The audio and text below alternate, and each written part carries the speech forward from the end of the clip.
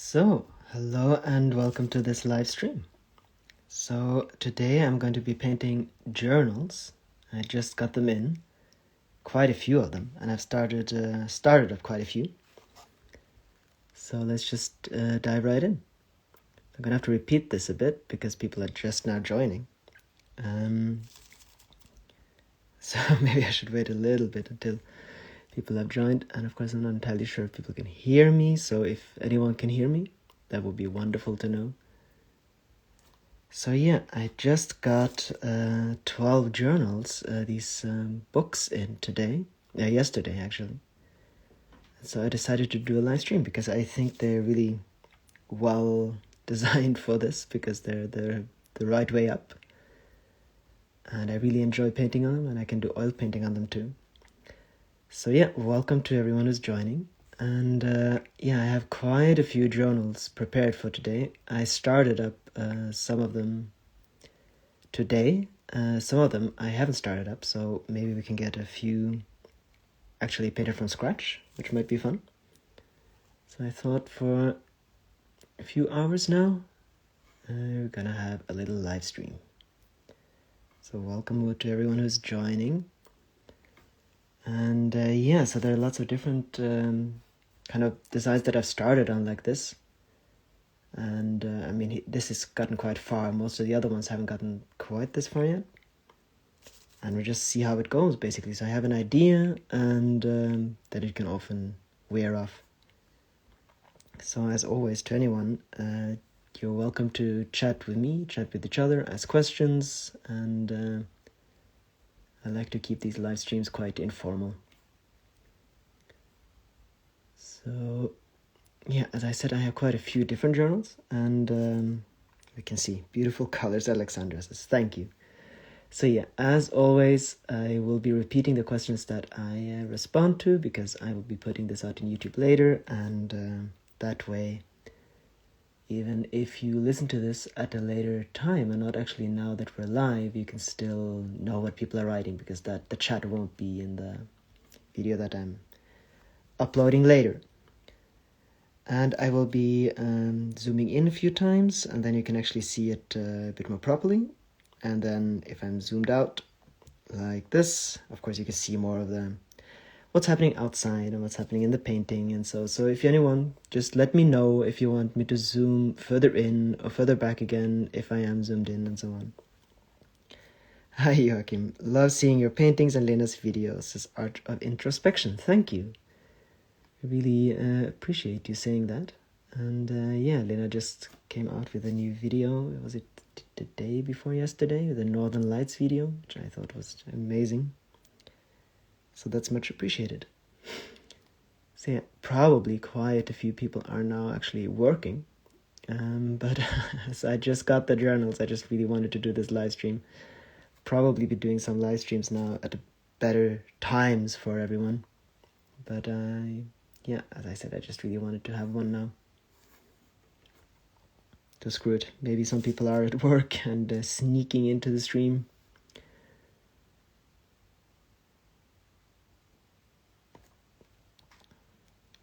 Let's see. So this is basically, I think you can see what's going to happen here. There's not much going to change.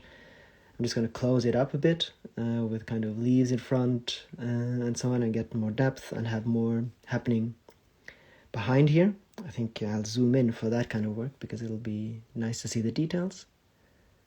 And now it's just really about, so a lot of these branches are going to be covered with leaves. It's just kind of about seeing where the leaves are going and so on. And I've been wanting to do a landscape like this for a while. It's kind of a traditional way of doing it, just kind of in the forest with the light in behind. And to see how I could make my version of it. So this is a nice way of painting it, I think. I've seen quite a few artists do this. It's just basically this kind of layering into the forest. And yeah, let's see where it's going. So I have a night motif for today, and I have an ocean view and a few different ones. I like to kind of start all the books at once, basically, all the journals at once, and then I paint them in layers, just like I paint everything else. And as you can see, there is a lot of snow outside. We had, I think, almost 30 centimeters yesterday, and there's still, I think they're supposed to come like 20 centimeters today, and then 20 tomorrow, and then 20 the next day or 10. So we're basically snowed in. We couldn't really drive away if we wanted to. We're gonna have to get a snowplow to visit us, but we've already bought all our stuff, and we don't really have to go anywhere for maybe at least a week. So we're just gonna wait. We're not gonna call any snowplow, and we're basically just gonna allow ourselves to be snowed in. Here, the car is starting to disappear.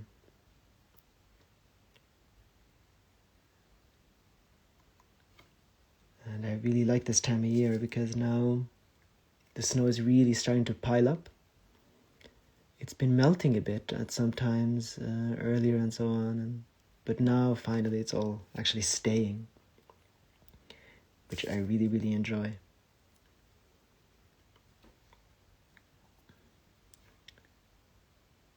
So let's see here. So what I don't want to do, I don't want to cover up everything. I'm gonna have to be a bit careful where exactly I place all my leaves afterwards.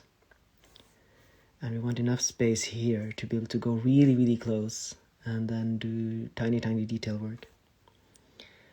So cozy watching the snow and you painting at the same time. Thank you, Judith.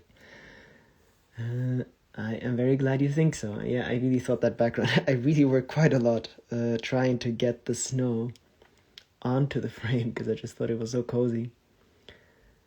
And since we have a little bit more light now that we're in February, we're going to see the snow. I don't think it's going to get dark for at least 2 hours. Which is also a reason why it's nice to actually do it at this time of day, because you can get to see a little bit of the outside here too.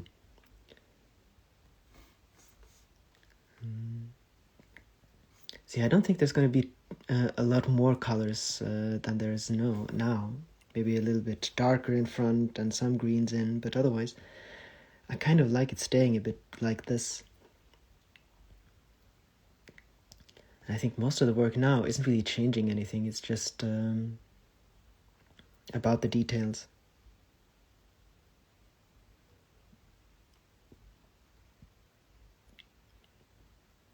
So yeah, welcome to it's always like that with a live stream. Of course, there's a lot of turnover. So if anyone has any questions, just ask. Don't hesitate to. You can talk to each other or talk to me. And just sit and relax.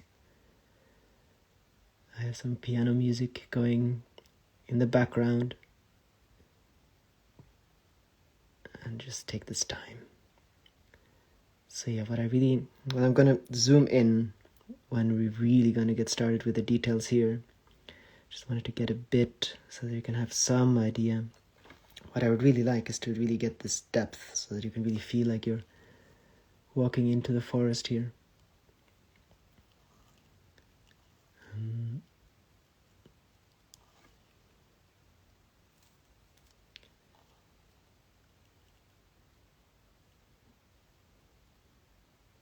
I really, really enjoy, of course it might be a bit boring, but I really, really enjoy just this very fine work. Hello you all, remember me, Prane says. Yes, I do remember you. You've been on quite a few live streams. Welcome to the stream. I remember most of the people that talk a lot in the chat. So if you want to be remembered, that's the way to do it. There are quite a few regulars on these streams now, and I'm assuming that they're going to be trickling in slowly but surely. But of course, this time of day, as I said earlier, is not the best. My plan was to kind of do them on Sundays, but sometimes I spontaneously want to do a live stream, and then, well, those that are here are here.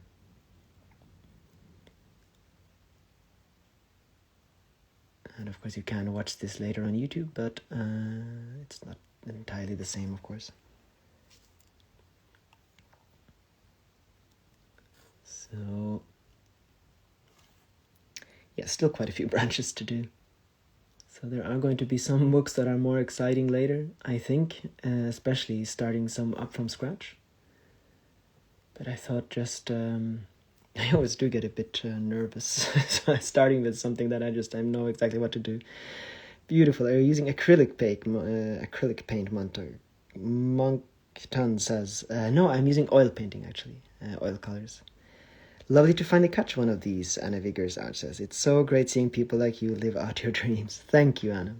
You're much appreciated. So I just wanted to start with something that I'm entirely sure of. I know where the branches are going to go here, and then we can do some leaves, and then at some point we'll move on to more challenging books. And I think starting some from scratch, which will be fun. But for that, I do need to steady my nerves a bit, and that's always good to do with the detail work. It's one of the main ways for me to really just calm down and relax. It's just this, when you focus on something new, for instance, it's much more exciting, or something you're not entirely sure how to do, or something, or just the great color schemes. But this kind of detail work, when you know exactly where everything's going, and you just have to do it, that's one of the more relaxing part of this. Because I am not painting after anything. It's just kind of my own design, and that means I don't have to look at anything. I'm not trying to replicate anything, and I can just kind of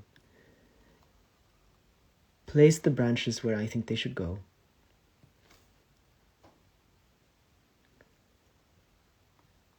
It is going to be a bit scarier when we start adding some leaves in a moment.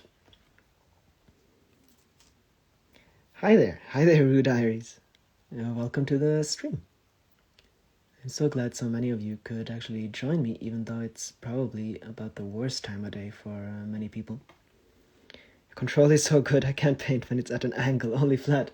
Yeah, that I actually have much more problems painting when it's flat, I have to say. I am actually holding my hand. Here you can't see it, but first of all I have my little finger on the book for steadying, and my other hand is actually holding it's actually holding my hand, because especially with these really tiny lines, it does get a bit challenging at times.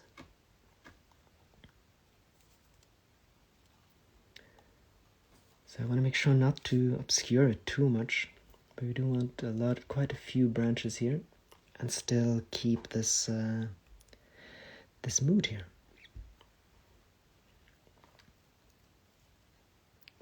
Good tip. You're welcome. How's winter now in Northern Europe? It is good. As you can see, it's snowing like crazy outside. It's we had some times when it's actually started to rain and it melted a bit and so on, but now it seems that the winter has truly set in. Snow is starting to pile up. I've been skiing a bit, and the winter is really settling in. We are getting pretty crazy amounts of snow at the moment. And as I said earlier, we are snowed in, so there is nowhere to go. We cannot actually, I don't think we had snow chains on yesterday to get out, and we just barely made it. And we had to put them on getting back in. But now that it's snowed even more, I think we have to wait for a snowplow to actually be able to leave. Coquinel says, hi Joachim, hi to you, welcome to the stream. It's really nice to see that so many regulars are appearing up. Not that I'm not really happy for those of you who are not, and of course a lot of you are probably regulars that just aren't talking much, so I'm not as aware of you, and I'm sorry about that. I am very appreciative of those that are just here as well, but of course I'm not, I can't recognize your names as well. Judith asks, how far do you like your new home? Yeah, we really love it here. It's a wonderful, wonderful place. I'd love to have a bit of snow here. In Lisbon doesn't even look like winter, as it's sunny. Oh God. Well, I am looking forward to the sun, but not yet. Hello, I was hoping for a lunch break live, Elizabeth Ryder says. Well, I am happy to provide it. Bonjour, super travailler. I think that means a good job. Thank you, Jupiter. yeah, so we are settling in a bit more, getting more used to routines and so on, and yeah, we really like it here.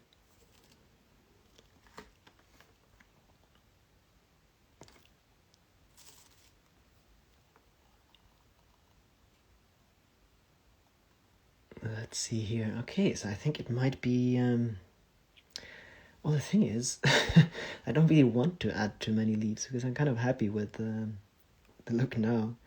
I'm quiet but here. Emma says, well, welcome to the stream. Emma's one of the very dedicated live streamers here. And I am happy you are here. And of course, there's no need to talk, but I am glad to know that you are here.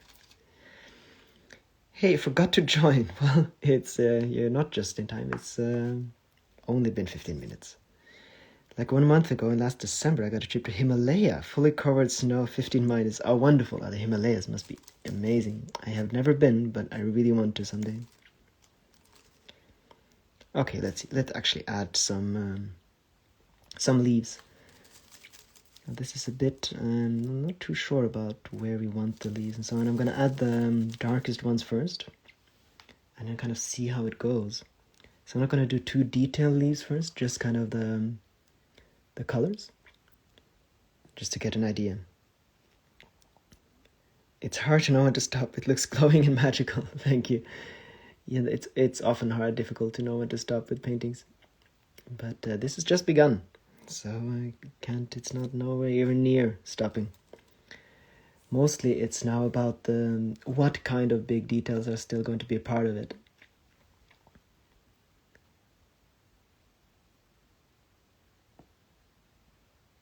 Oh, and I have to, that's the difficult thing. I can't, there are some things I can't do when I'm doing a live stream because my camera kind of is a bit wobbly. So I have to be a bit careful with adding the leaves here.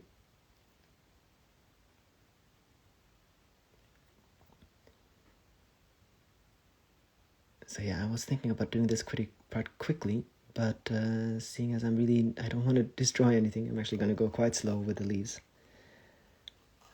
Because this is something that's it's not impossible, but it's quite difficult to do, to remove, to go backwards. So once the leaves are there, they're probably going to stay there.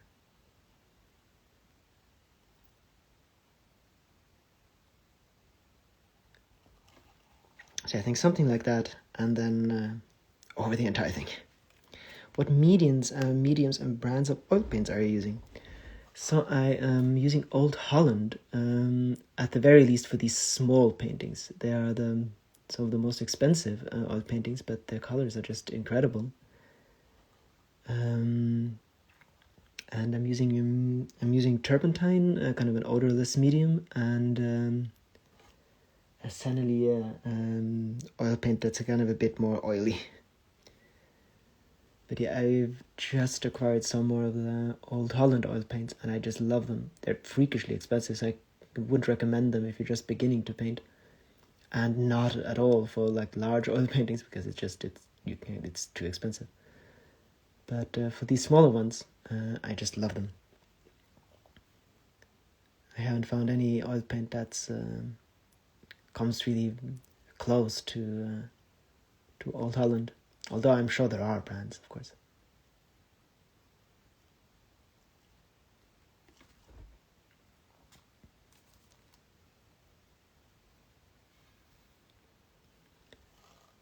So yeah, this is a bit more scary than the branches, but still quite relaxed. I think I figured out how I want them and what kind of shape the leaves should be and so on. A lot of the shape of the leaves often has to do with the brush I use, and I think this is going to be the brush for these leaves. And my God, is it snowing outside. It's, well, there's going to be enormous amounts. Lena was out skiing with our dog yesterday, I think, or the day before yesterday, and he really has to paddle through the snow now. Very soon he basically can't. There are some tracks that we can use where he can run, but if we just go through the forest on skis, our dog, well, he's quite small and he disappears sometimes. I am glad you're back live once again, Katja says. Well, I'm glad you could join. Welcome to the stream. I am too, and I really think that I really like these journals because they're the right way up, basically, for this kind of painting. For my phone, I mean, for this live format. Will you keep any animals in the fields around your house? So we have to see how everything develops, but our goal is to have horses. So the answer there is yes, absolutely. It might take time with everything, but at some point we would like to have horses. So yes, we are definitely going to have animals in the fields. I was wondering about dogs and their little paws getting cold. No more snoring wails for my dog. Well, we do actually have shoes for his feet, but mostly it's not for the feet to get not get cold. I think paws are actually fairly well insulated. It's about the snow getting stuck in between the paw, in between the toes. And so yeah, our dog has some very, very cute little shoes that we put on him. He hates them, but well, that's kind of the price he has to pay, because otherwise he hurts his feet when it gets too cold and the snow gets stuck between his toes. So up north, yeah, we use little dog shoes. He is very, very cute with them, and you have to see a video at some point. He walks you have to look at how reindeers walk in YouTube, and you can kind of understand how he then walks with the shoes. So yeah, I think I'm going to keep this live stream going for quite a while, and so I'm not making too much of an effort keeping the painting interesting. It's just going to be a very meditative thing at first, and at some point I think once I start painting on a new book, for instance, it's going to be more exciting. But for now I'm actually quite happy with just doing these leaves. And hello all, Andrew says. Hello to you. Welcome to the stream.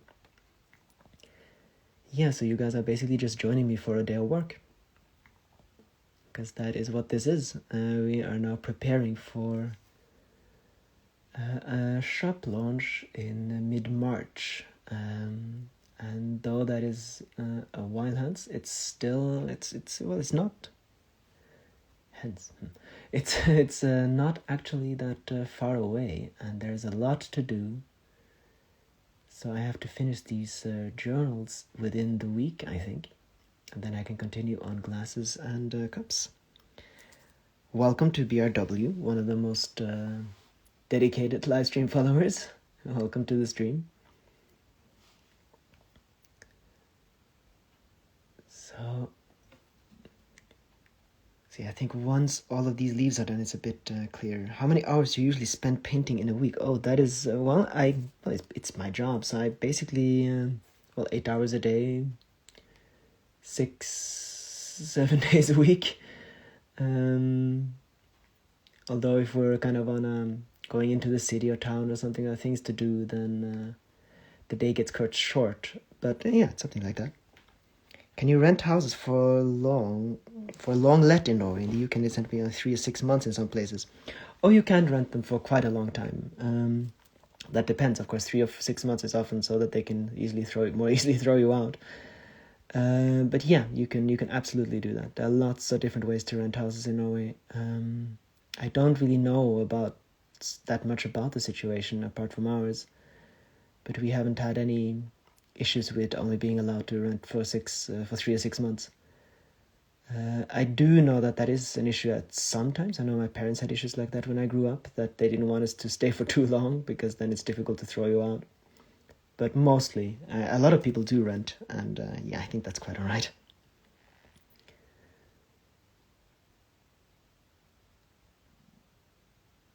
So let's see. Do let me know if there are. Don't let me know about that yet. At some point, I will.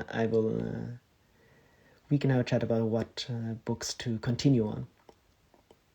But since there's still lots to do here, I think we're just gonna keep it for now.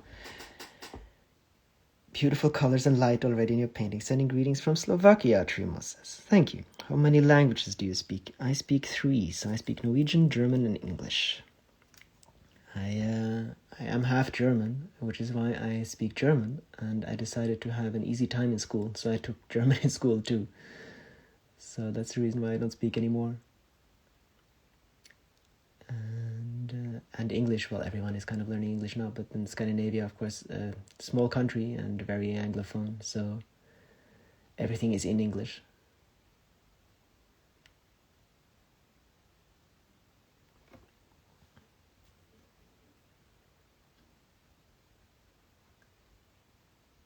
Oh, well, you do have to let me know if this gets too boring. I am a bit.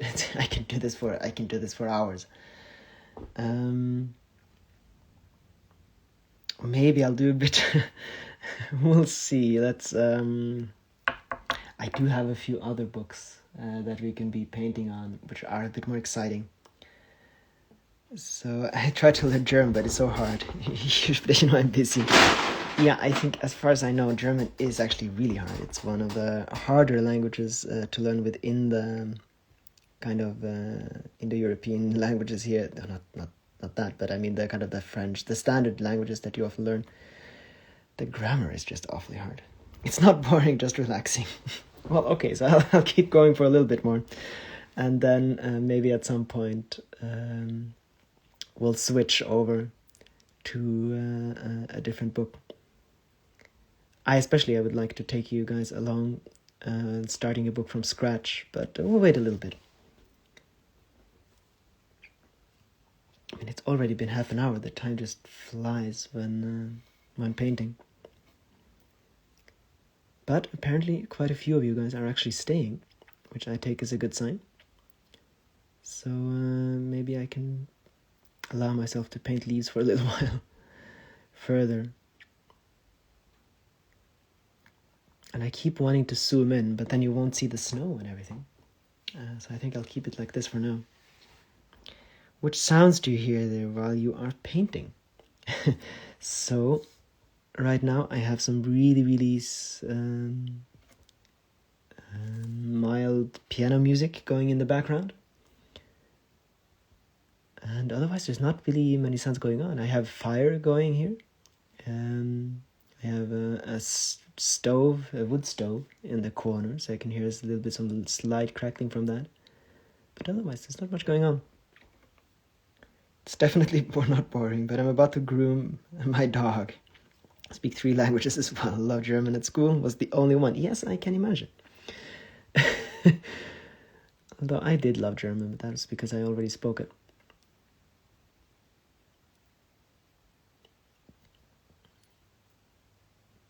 Well, I suppose if people want more excitement, they probably are not joining a live painting stream.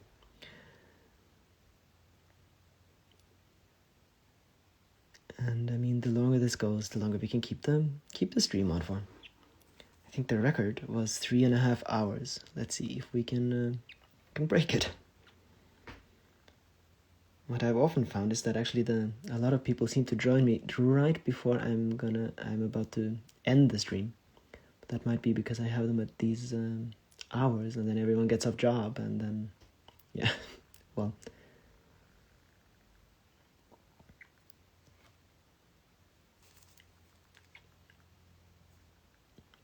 So let's see, I really, really don't want to fill it up too much with leaves. But I think a bit more contrast, and then we'll stop. I'm so looking forward to my candle glass. I'm the one with the delivery problems in Germany. Oh, I am so sorry about that. I really hope it gets to you soon. Yeah, it happens from time to time. We've never had anything from our store get lost, so that's a good thing.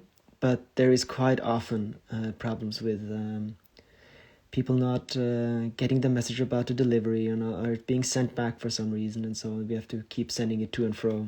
But nothing's got lost. Love the snow. See you next time, or perhaps later. Thank you for your time. Well, thank you for joining. Maybe I'll see you later again. You are very relaxing to listen to. I'm doing a photo shoot for my artwork as I listen. Artists working together at the same time is a nice thing. That is absolutely true.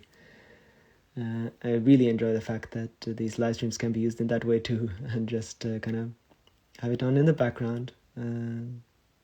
Get out your own supplies or equipment or whatever you do. Yeah, so I really enjoy that.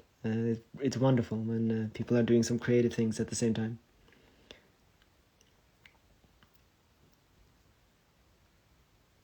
And yeah, the snow, I love it when the snow is falling like this. It's also one of the main reasons why I refuse to zoom in here on the painting, and it's not really necessary at the moment, because I'm just really love the background. The book looks absolutely beautiful. Thank you, Jolie. For me too, I am also doing easy work besides and enjoy company. Wonderful. Well, that is great. Then this is having it's doing a good job then, this live stream.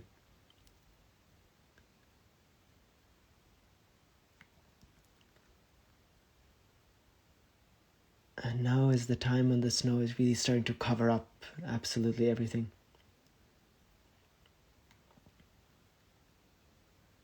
Although I have to admit, I did walk outside to go to the bathroom in my slippers, and that was a mistake this morning.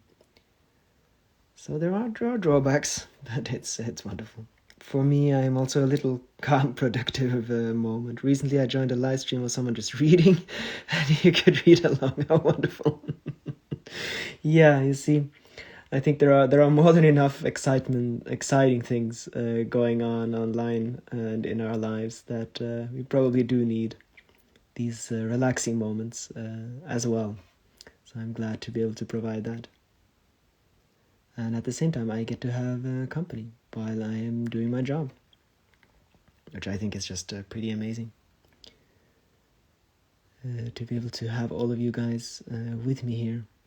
Very beautiful work, Andrew says. Thank you. Hi, Susie. Welcome to the stream.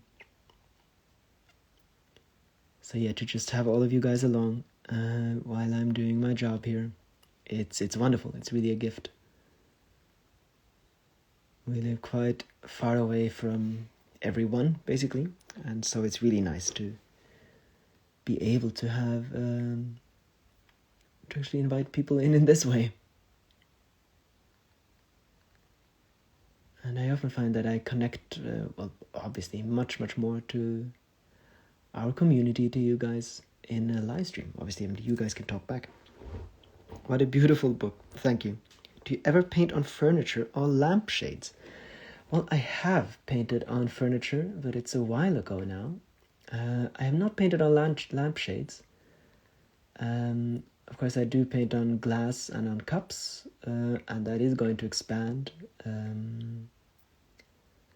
But I have not painted on lampshades yet, no. That is absolutely something interesting. I have so many things going on right now that I'm kind of maxed out. But what I am going to do is so I have the cups, I have the glasses, I have lanterns, and I have books, and I have paintings. But I am going to start doing some unique things and then have that in the store as well. So not actually, and talismans, I have that too on wood. But not to start a new series of something, because I'm kind of maxed out now. But to do unique projects. And that would, for instance, be a lampshade or something like that. And then just as a standalone product instead of actually starting up a new line. So that's the thing, there's really a limit to how much I can expand, since there's really only me doing this. And while I do get faster, I do at the same time then get more ambitious, and then it takes longer, even though I am faster at some things. So for the moment, for instance, I've noticed that I'm actually getting slower with my glass painting, although I have learned a lot, and I think I am getting better, but then of course I get more ambitious, and so it actually takes longer.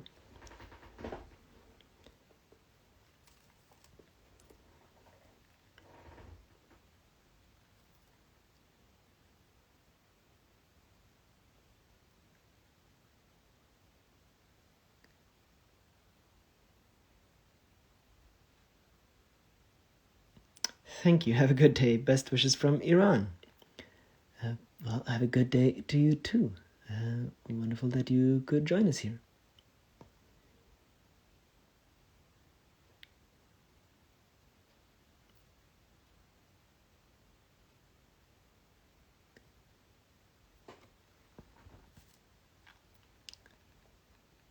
So, alright, I think I keep saying that I'm going to switch over to something else, but I keep seeing a lot of gaps here where there are no leaves and there should be leaves.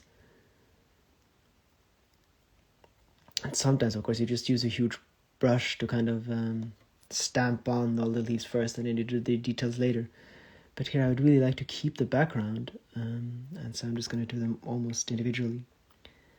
When you paint for 8 hours a day, do you still enjoy it? How does that feel in that extent?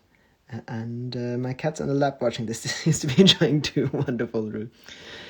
So yeah, I do enjoy it for 8 hours. Actually, what I find is the more I paint, the more I enjoy it. The biggest problem is actually when I stop painting for a while and there's a holiday or something and we do something else for a while and then to get into it again. But if I paint for 8 hours and I can see all the things that I've done and so on, I actually then want to paint more. So no, for me it's not a problem. I think it would be more difficult to paint less and then not actually seeing the progress and so on. I like it. Don't stress with what you paint. Okay, thank you, Elizabeth. Fine. Okay, I'm not going to stress with this. I'm just going to do it in a slow, meditative fashion. And we'll get to other things when we get there, or maybe in the next stream. We'll see. Hi, Joachim. Hope you're fine. Do you understand and can speak Norwegian language? Yes. My mother is Norwegian, and I mostly grew up in Norway. So Norway is my first language, and so that is my mother tongue, so to speak. I did speak German before I spoke Norwegian because I was born in Austria, but then I forgot most of it, and so Norwegian is the language I know best. Which other countries can you imagine to live in? Well, I used to be able to imagine living in lots of different countries, but now that we've kind of established our life here, I can't anymore. I need to go. Sending love to everyone, and thanks, Joachim, for this beautiful moment. Well, thank you for joining us, and I hope you join us at some other point. Thank you for joining the stream. How do you get started? Do you find a blank page daunting? So I just start with colors, basically. So I love blank pages. I don't plan the paintings much, and I often base things upon things that I've done before, so kind of just color-wise or season-wise. And then I just start with some... You'll see that if I start a new journal here afterwards. And then kind of just go from there. Really vary in Austria. I'm from Austria too. So I was born in Vienna, and I I lived for 3 years in Wolfpassing. It's a small little village, a little bit outside. Have a good evening, Joachim. You too, Art of Introspection. What kind of meals do you eat in Norway in the cold months? So we are vegan. We eat kind of things that basically I kind of make the food based upon usual recipes, but basically they're kind of morphed into our own. So it's pasta, it's rice. There's a lot of vegan meat to every meal. Fried rice. I'm a kind of version of pasta carbonara or without the meat, and bolognese without the meat, and so on. Funny, I live in Vienna. Oh, very well. I know it well. I'm learning to draw from you. Oh, that's wonderful. Kind regards to you and Lena all the way from Sri Lanka. That is wonderful. I'm so glad I can be of an inspiration. And lovely that you're watching here from almost the other side of the world. The color small bottles behind the canvas are looking fascinating. Can you tell me something about them? Yes, I can. Like you made a color for something you bought. Sorry for making you late. No, that's very, very, very much okay. So those are actually the pigments for my glass painting. I just really thought they looked nice, and I put them behind there. So the glass painting I have comes in little... so it's powders, and then I mix it with oils. And Lena actually got me these glass bottles for my birthday. And so I take them out of little plastic bags and I fill them into these little these little flasks, and yeah, so that's pigment powder for glass painting. So that's the story behind them. I just really love them, so I always have them in my streams if I can. And it seems to have panned out. They were seen. Yeah, I've always wanted that ever since I was a child. Kind of had these bottles with oils and colors and things in. I used to have this kind of a little alchemist set, and now finally I actually can have it. And I can have wonderful, mysterious glass bottles with different colors and smells and things in them.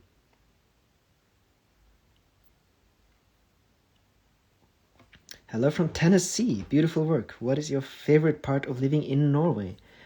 The nature must be absolutely the favorite part. Oh yeah, I have quite forgot that question about the different countries. So I mean the Nordic countries I can imagine living in. Iceland, maybe Finland. I mean, I kind of enjoyed, I really quite attracted to Mongolia, but it's a bit sparse and very far away. I think for both me and Lena, if we were to not live in Norway, it would be other places that kind of look like Norway. So my favorite part about Norway, yeah, it's the nature. It's the forests, it's the mountains, it's just the incredible variety, the darkness and the seasons, yeah. And I really love that. I love changing seasons. I lived in Australia for a while, and oh god, it's wonderful. But after 3 months with 30 degrees and sun every single day, I completely lost it. It was begging for rain at the end. So the changing seasons, I know most places have changing seasons, but the incredible contrasts between summer and winter, for instance. And Norway is about as far north as you can live. Other parts of the world, this far north, is basically uninhabitable. But because of the Gulf Stream, it's still possible to live this far north. So other places that are this cold and where people live are actually a lot further south. Most of the United States, for instance, is basically on par with Spain. Well, not most of it, but I think New York, and then you won't get any further up, I think, until kind of some German latitudes, even in Wisconsin. So, yeah, I really love the extremes. And then in the summer, it's going to be amazing, because then the sun, well, it'll just dip below the horizon, and then it'll come up again like an hour later. And that should be incredible. It's been a while since I've experienced midnight sun, or close to it at least here. Oh, I would miss the seasons too. I wish to live in a place with longer hot summer, very snowy winters. Here in the mountains, the summers are a bit too short for my taste. Yeah, I get that. Yeah, that's actually one of the things that now that we've moved further north, we don't have to live that far up in the mountains to get the same amount of snow and still a cold winter. So we have actually, compared to where we used to live, we have basically 1 or 2 more months of summer now. So I am very thankful about that. Where we used to live, the snow melted end of May, and then it came again mid-October, and that was a bit too extreme. So I am looking forward to warmer and longer summers.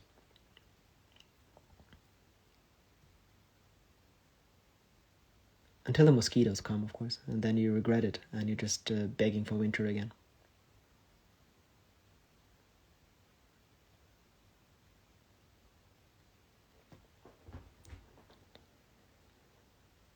Really? I thought it was the other way around. Well, I should probably clarify that. So we moved further north, but we live a lot further down. So the main thing in Norway is not really as far north you move. That's because of the Gulf Stream. The main thing is how far up you live. Well, that's kind of the way it is everywhere.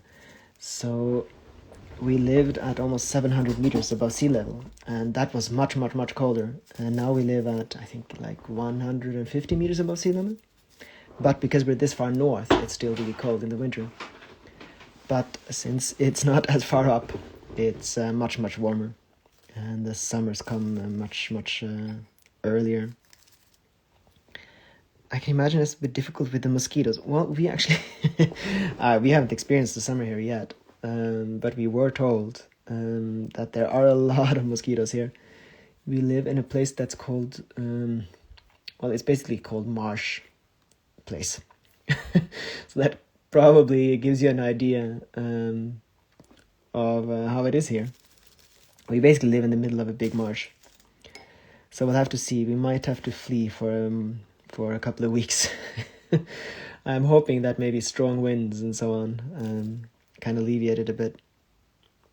But there are going to be an enormous amount of mosquitoes here come summer. So we are a bit afraid of that.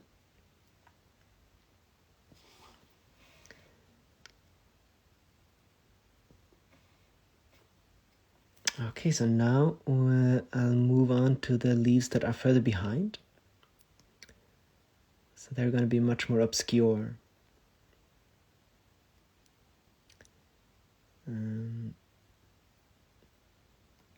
Oh, cool, but I didn't know the thing about the Gulf Stream. Thank you for sharing. How warm and long should the summers be at your new place?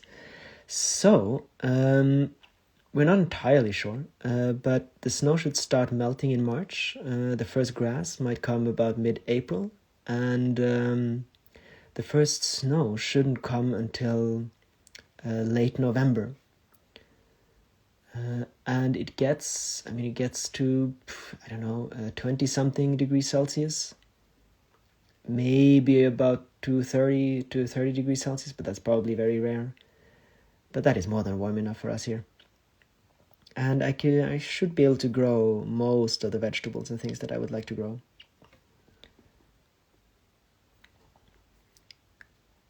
So, of course, from people that live further south, it's still going to seem ridiculously cold.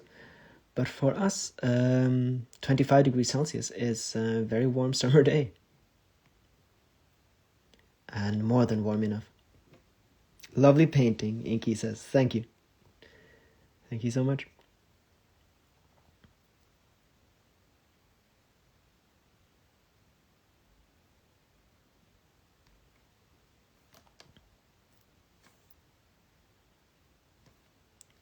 So, yeah, so this is just now the second layer background, basically. Perfect temperature. I worry for the climate in Wales. I can't handle the summers here now. Oh, I'm assuming it's getting warmer, eh? Yeah, so Wales is actually quite far south if compared to here, so I can imagine that it gets... but I should think that England it's nowhere near the temperature that you get in Spain or France, isn't it? 25 Celsius is more than enough as well, Coconut says. Yeah, like 30 degrees in summer too. Been a stressful day. Watching this calms me down. Tack, Joachim. Oh, you're very welcome, Fahran. I am so glad that it can do that. There is more than enough stress in the world. So if I can do my part to let everyone stress down and calm down, then I'm very glad to do it. And I mean, I really like the fact that you guys are here with me, and I'm so glad that you feel that way. What's the temperature now? I think it's just morning at your place. No, actually, it's 3 o'clock here. The temperature is, I think, only a few minus. So usually the temperature here has to do with whether or not it's snowing or whether or not there are clouds. So when we have clouds, often the temperature goes to only a few degrees minus. And then when the sky clears, it can easily get down to 20, 25, 30 minus. So now it's not very cold at all. And I mean, the perfect winter weather is, I think, about kind of 7 degrees minus. You still have everything really cold. The snow will fall really nicely, and but it's not too cold. Yeah, I've had some really, really cold times here. But now that it's snowing, it's not very cold at all.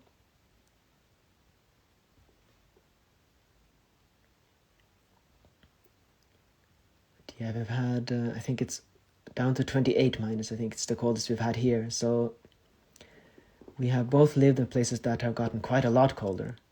So that's actually quite all right. And although if you haven't experienced it, or you haven't lived it, those temperatures might seem extreme, but it's really dry when it's that cold. So it doesn't feel the way that you'd think it would feel. Sometimes when it's really wet and it's only a few minus, it could feel quite a lot colder than 20 minus.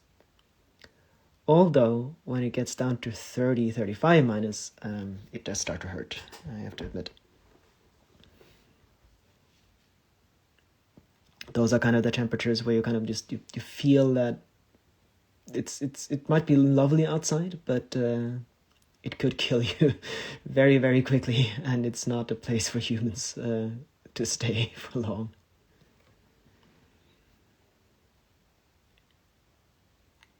That kind of gives its own kind of primal feel. But yeah, going outside to the toilet in a storm at 30 minus, it's an experience, I have to say, at night.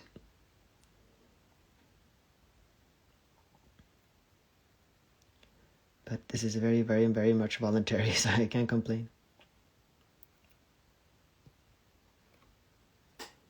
Okay, so now getting some of the trees far in the background too. So I really want that feeling of really going far, far into the forest here. Even 10 degrees feel freezing here to us. It must be hard surviving there. Well, I believe in the house it is cozy. Yes, it is very, very cozy in the house. And we have 1, 2, 3, 4 wooden stoves here, so we can get it really warm. And you really do get used to it. But yeah, I think there is probably a reason why almost no one lives in Norway. A lot of people do find it really wonderful to vacation here, but not that many people seem to stay. And like everywhere, people do kind of seem to be moving to the cities.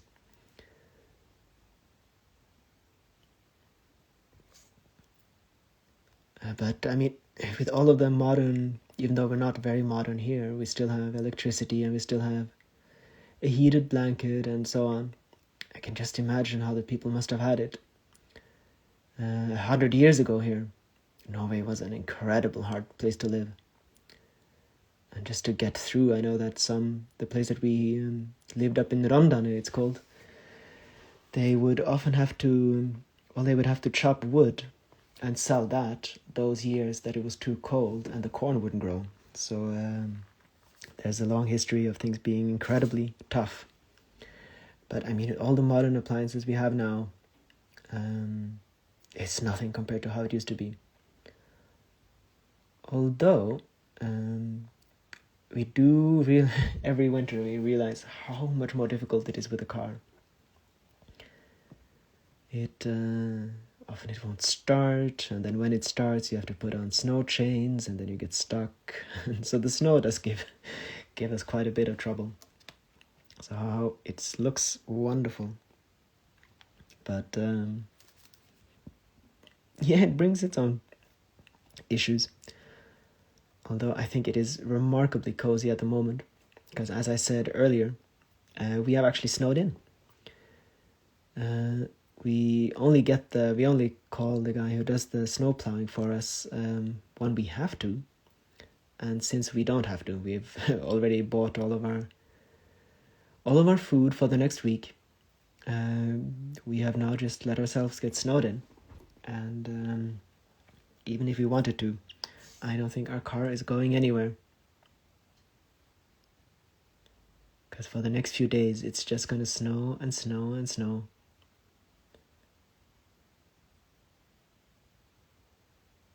And I always love the point when the snow, when it gets above like 1 meter or something, then all of the nature underneath, all the trees, it's all kind of disappears.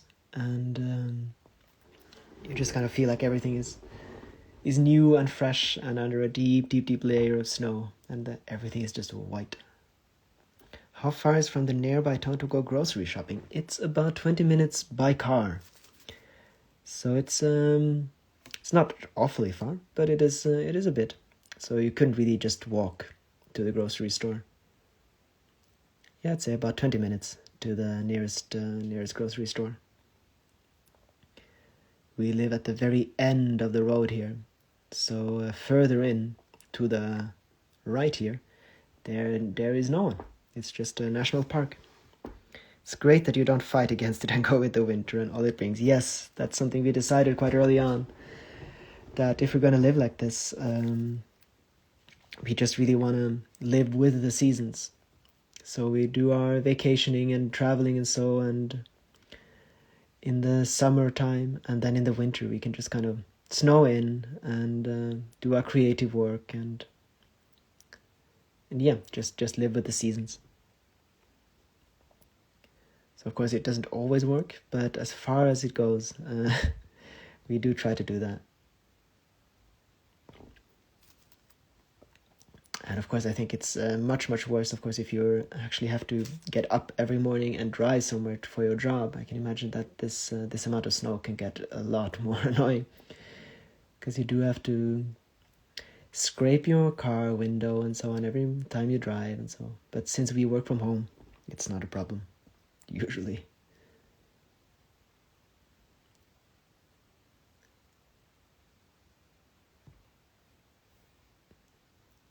This is one of the most meditative paintings I've done in a long time, since I already know everything that there is to be done here. It's really just about moving the hand over the different areas and just letting it happen. I am coming to Norway next year in Steinkjer for studies. I am in India, by the way. From India. It's already really fascinating by seeing Lena's videos. Steinkjer, that's really close to here. It's really inspiring to see people living quiet and peaceful life. That's good. What are you studying in Steinkjer? I didn't know that there was a place for. I don't know the area that well yet.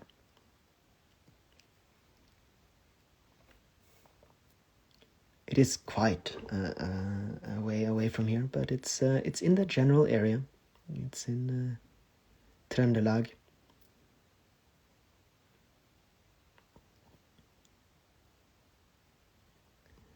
From India to Steinkjer, that should be quite an adventure, I can imagine. Good morning. I so enjoy your work and hearing about your life. Good morning to you too. I am glad you do. Thank you for joining the stream. I can imagine from India to Steinkjer must be one of the more extreme differences that there are. It depends on where in India, of course. India is enormous, so there might be places that are not that dissimilar, of course, in some ways. Internet crappy, all of a sudden. I'll join again another time, Emma says. All right then. Well, thank you for joining us this time, and I look forward to seeing you in another stream at another time. I had huge, big plans of painting lots and lots of different journals during the stream.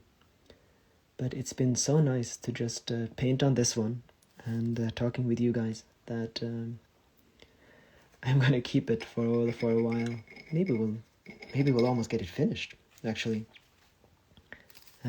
Much further along than I had planned to be. It's always like this in the streams. At the beginning, I am a bit nervous and I start painting and doing something and just kind of talking to myself, and then you guys join in and everything calms down and it just turns into this wonderful time here. I'm really glad. It's beautiful. Thank you, Elizabeth. What is Lena doing right now? So she is downstairs. I'm not entirely sure what she's doing. She has been, she worked on the Northern Lights video, and now she's basically finished with quite a lot of the things that she had to do. And now she's probably waiting for inspiration for the next projects. So yeah, she's doing something. I'm not entirely sure what. She's downstairs. Missing the snow here in Germany. Ah yes, I can imagine. I think most places probably don't really get snow anymore. I know where I grew up outside of Oslo, there's very rarely snow now.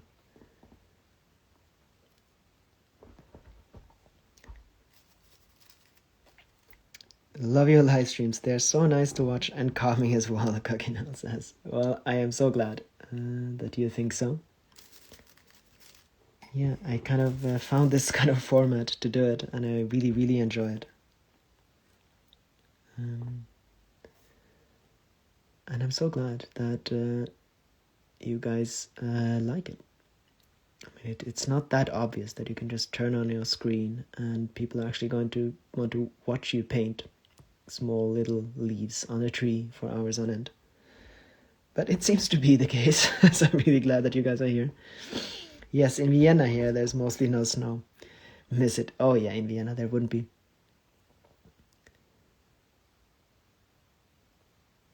Well, at least you have a lot more cultural things that you can do. There are always benefits and drawbacks to every place. I think for a lot of people, living the way we do would be horrifyingly boring. But since we always have something to do, it isn't for us, at least. And my God, it is snowing. So it's getting to the stage where the pines are starting to kind of close up. Not quite there yet, but if it keeps snowing like this for a day or two, it'll just be white snow sculptures everywhere, which is something I really, really love. It really looks like a kind of fairy tale forest. This is also the point when I have to be careful with not adding too many leaves, because I am actually quite happy with the general look of this now. I'll let you guys look in once just to kind of see how it looks like this.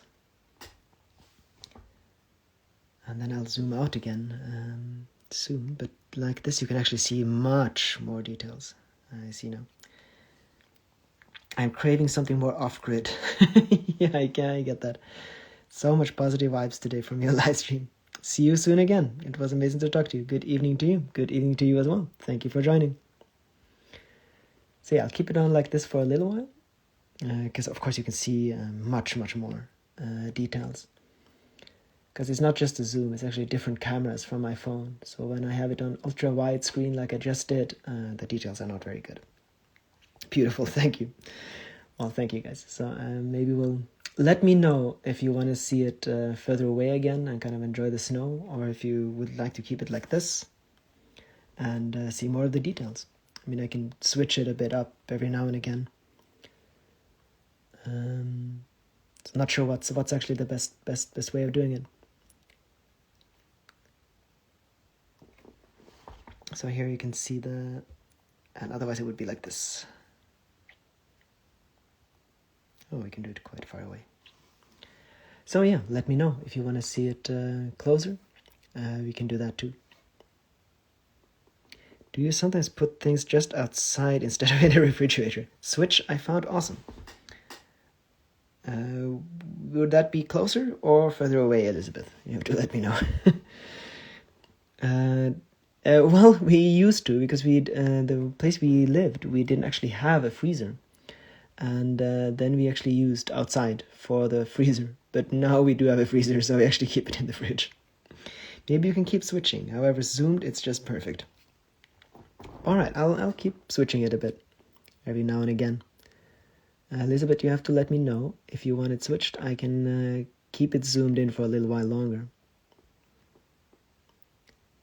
And then I can zoom out again later. But I mean, the switch is probably a good thing because now it's getting more detailed, and soon it's going to get dark. So soon you won't be able to see the snow. And I will actually be reflected in the window, which will be a bit awkward.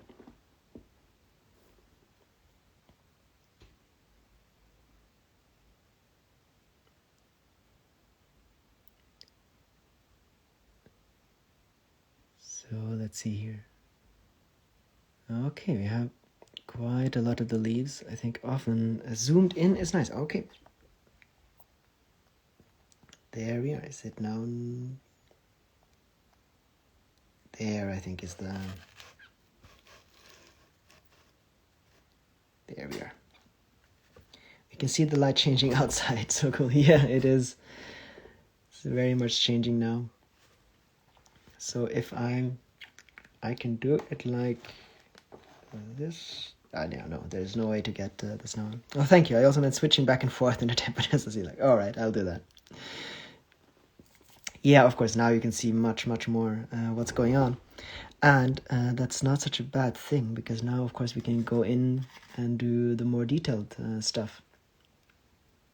Although, quite a lot of that is actually done. But I'll have to switch up the brush now, I think. To do the really tiny stuff, I do need a different one. So let's see here.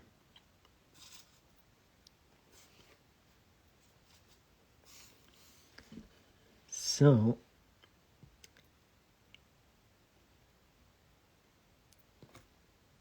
yeah, this is often difficult because I have to find the right color that is just, you can see it a little bit, but that it's still far away. That is perfect. So yeah, I want that feeling of being far in the forest, and that you can really look.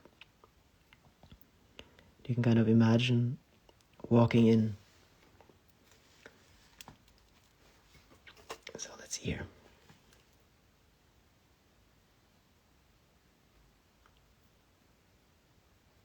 So my goal would be, at some point, I've talked about this in the last live stream too, to have 2 cameras, and then we'd be able to have it zoomed in and to see what's going on outside at the same time.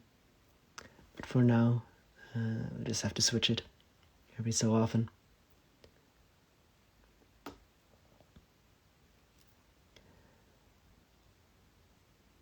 And I think it might be fun to have it quite like this when we start up a new one. Which I think we could absolutely do very soon, because now I think I'm going to have to leave this for a little while, get some distance to it, and then I'll start it up at some other day. Sometimes I do like to get a little bit of distance to what I have painted, and then after a day or two I can kind of have fresh eyes on it. So I basically never start one painting and then finish it in one go.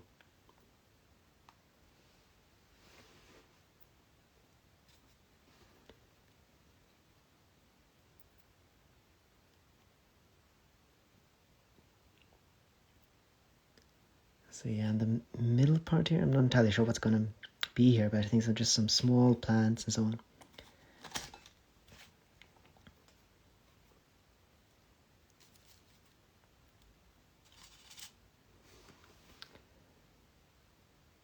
And then yeah, I'll switch out very quickly when I get the next one. And then we'll go back in again.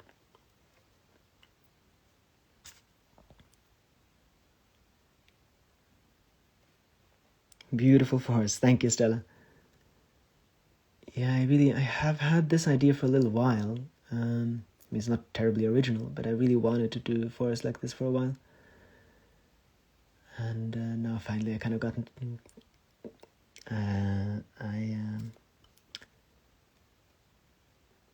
I went along and did it. And I often enjoy this, not using too many colors. Obviously, I love using lots and lots of colors. But sometimes you can just get a really nice effect using very few colors. And then just, getting this kind of... it calms everything down, and you can kind of focus on what's just there. It's a really nice way to paint too.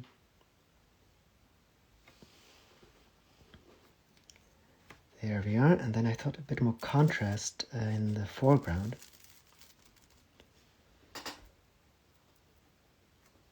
Let's see, maybe we'll just do some real contrast in the foreground. I think you can't see this too well. I'm not sure because I have the chat in the way.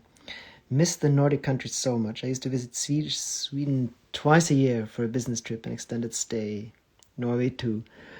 Ah, yeah. Well, soon I hope that you can start visit again. Things should start to open up soon, I hope. And then you can see them again. Yeah, it's been a long, long break. Do you decide to name it at the end, or do you sometimes know while painting? Well, I never decide to name it, because that is actually something that Lena does. Oh. So, when I name them, I'm horrible at naming them, so I can't. Lena actually she looks at them and she gets a feeling, and then she names them for when she prepares them for the shop. And that's actually how they get their names. Amazing pictures, painting. Thank you, Niall. So it's actually Lena that names these paintings.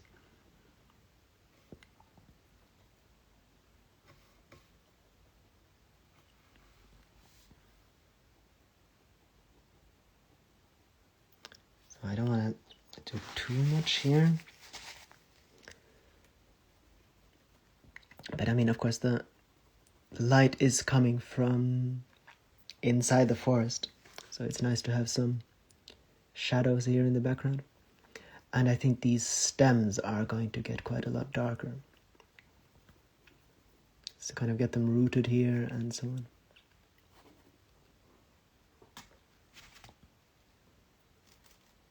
So, wow, the time really does fly by. So this has already been going for 1 hour and 15 minutes now. But I think I'm going to keep it going for quite a while yet.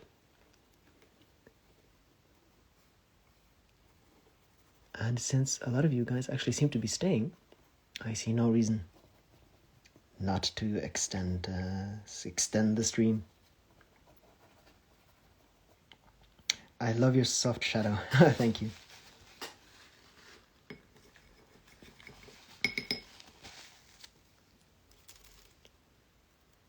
Let's see. Well, soft. This wasn't very soft. Let's see here.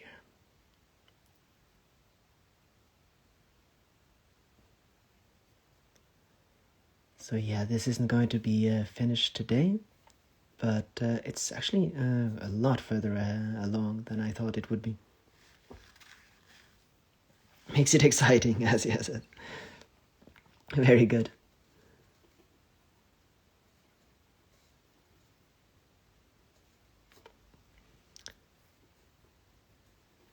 So yeah, okay. I think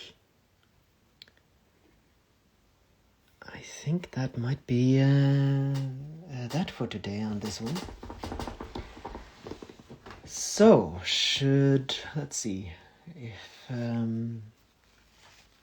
okay, we can have a little bit of a vote, I think. So I'm going to show you guys 1 or 2 paintings that we can continue painting on, or we can just do a blank canvas, a blank book canvas, of course. So this, let's see here. This, of course, is just a blank canvas. I think I'm going to do it like this, so you can see.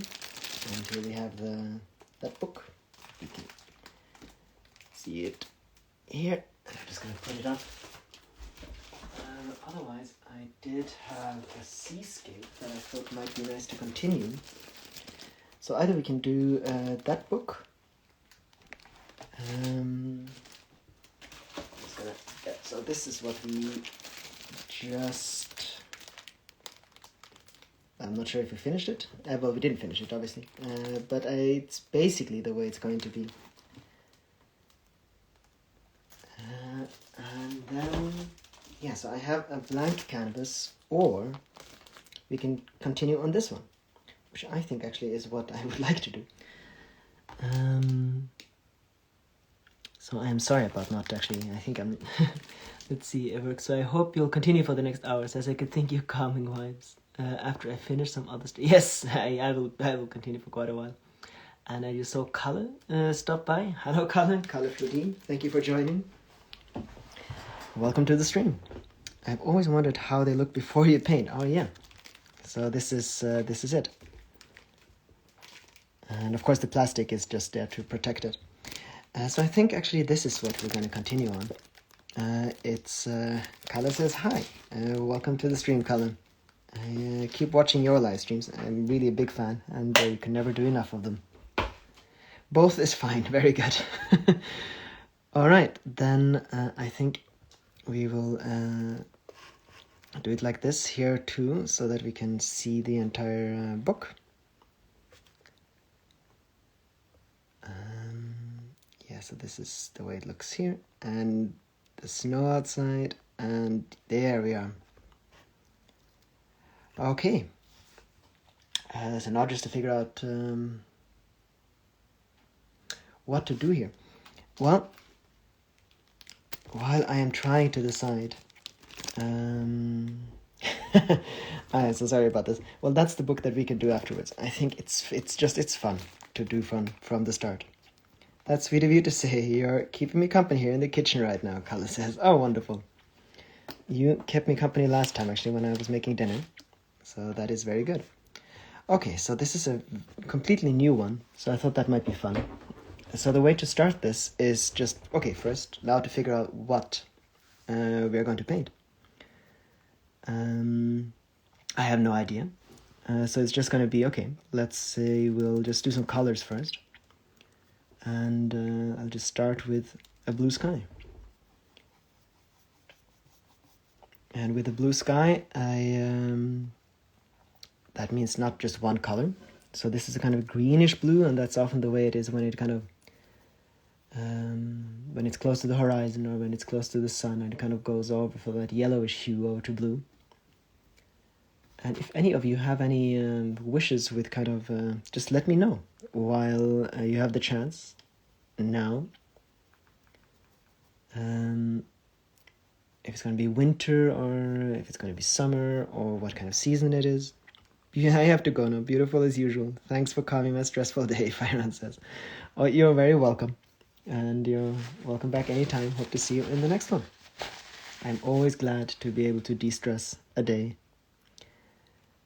Okay, so we have the start here, and then we have a different color of blue a little bit further on. So I think a purple pink. All right, I'm just going to take the first suggestions that come, if they are suggestions that work, of course, but purple pink works. So we'll have the blue here, and spring maybe. Yeah, we can do that. And get that. Oh. There we are. Spring, summer, midnight, and I was just going to do winter. I'll have to consider that. We'll do the sky first, and then I'll have some time to think. I found you through Kalle's podcast. Wonderful how it all links up, especially when social media is this good with genuine people doing great things. Oh, that's wonderful. Yeah, I love being on Kalle's podcast. My true north.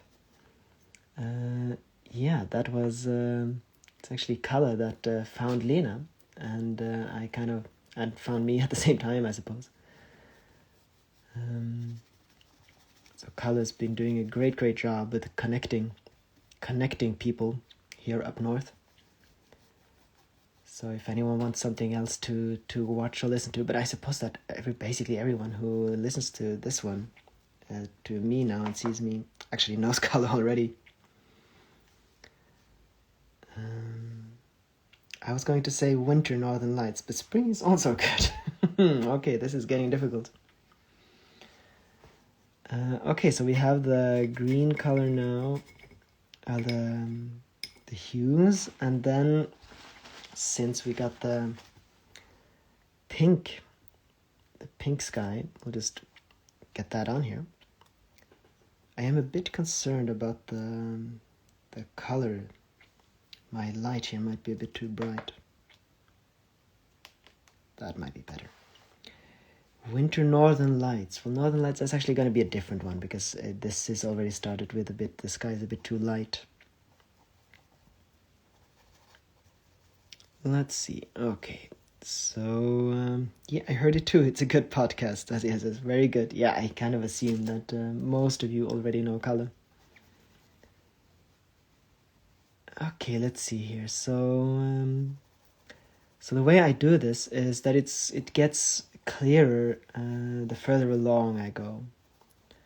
But for now, this is kind of the exciting period of the painting where I have no idea where it's going. Especially with these kind of paintings where I don't have a plan in the beginning to start with.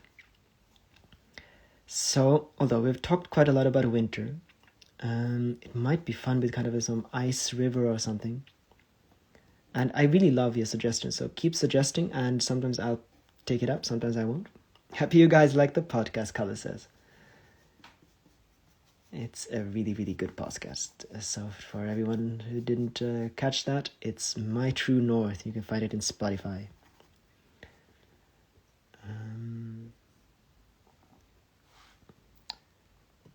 So I'll just get this a bit further away. I mean, now it doesn't matter. We don't have to be too close now anyway. How long does it take you to make these paintings? So these books actually are pretty quick. I can do maybe 1 or 2 books in a day. But they since I kind of let them dry and then keep painting on them, so it takes a few days to make a few books because I paint on at least 5 or 6 at the time. So yeah, I think a day is probably the kind of the time it takes to finish a book. Mixing, very good. All right, let's see here. So we have this. I think it's going to be a winter painting, but I'm not entirely sure. But I'm going to make a blue background here first for the snow, and then, I mean, the blue background is true even if it's just far away in summer. So it doesn't mean we've decided anything yet. I'm just going to make the ground blue. And we'll see if that turns into something green or brown, or if it stays blue and turns a bit more white for snow. So the way I paint, since there's no picture or anything, and I can really recommend that to anyone who wants to paint like this, is get the colors, and instead of having a clear goal in mind, you kind of paint off that which is already there. So now I'm starting to have some colors down, and I can kind of keep that as a baseline and then just add on top of that. Maybe some snow. Here in Denmark, us here in Denmark are being jealous of your beautiful snow, but we've had snow 3 times this year. I love snow. Okay, so we have one for snow. So I have some support there, at least. We will see. Okay, so we have a pink sky. We'll do... So a lot of these things are kind of... So I like to blend it in such a way that you'll get these transitions. The way that there are lots of transitions in nature. And that kind of sets some of the rules of the game too. So it's not just all random. So what kind of colors work well together and so on. Okay, and we're starting to have some movement in the clouds. And then, so pink sky. Maybe just a little bit of orange. Maybe we'll even sneak in a bit of yellow, but that really won't work too well because it'll turn green if I get blue into there. We'll sneak in a sun, maybe. So this is going to be a bit more colorful painting, I can see already. Oil or acrylic? So this is oil. I only paint with oil or... Oh, that was very much the wrong color. These things happen. I often like to have one brush to paint with and then clean it instead of having lots of different brushes. But then sometimes I get the wrong color in. So this is kind of how it is in the beginning. Especially now, of course, on the live stream, I'm a bit nervous about wrecking it. And then we can go back to a bit more calm stream once this has been a bit more established. So maybe some mountains or...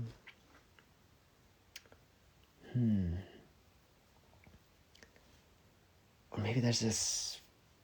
something... I'm not entirely sure. So what we can do is if we blend these things together, then instead of having mountains, which I've done a lot of, is to just have a background that kind of just goes off, and then maybe some trees there.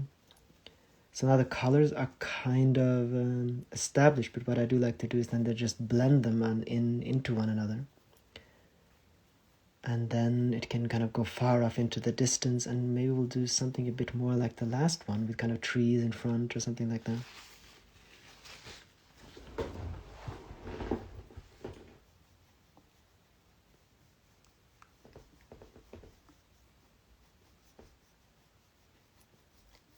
And then it should start to become a bit clearer once the main background is done. Oh, this is fun. Just looked up from my work. Great colors. Thank you. I have to remember that some of you actually mainly just listen to the stream, which I find wonderful. I mean, I would often have thought it would be the other way around and that people would mute me and just look at the painting. But what I found for quite a lot of you guys is that it's actually the opposite.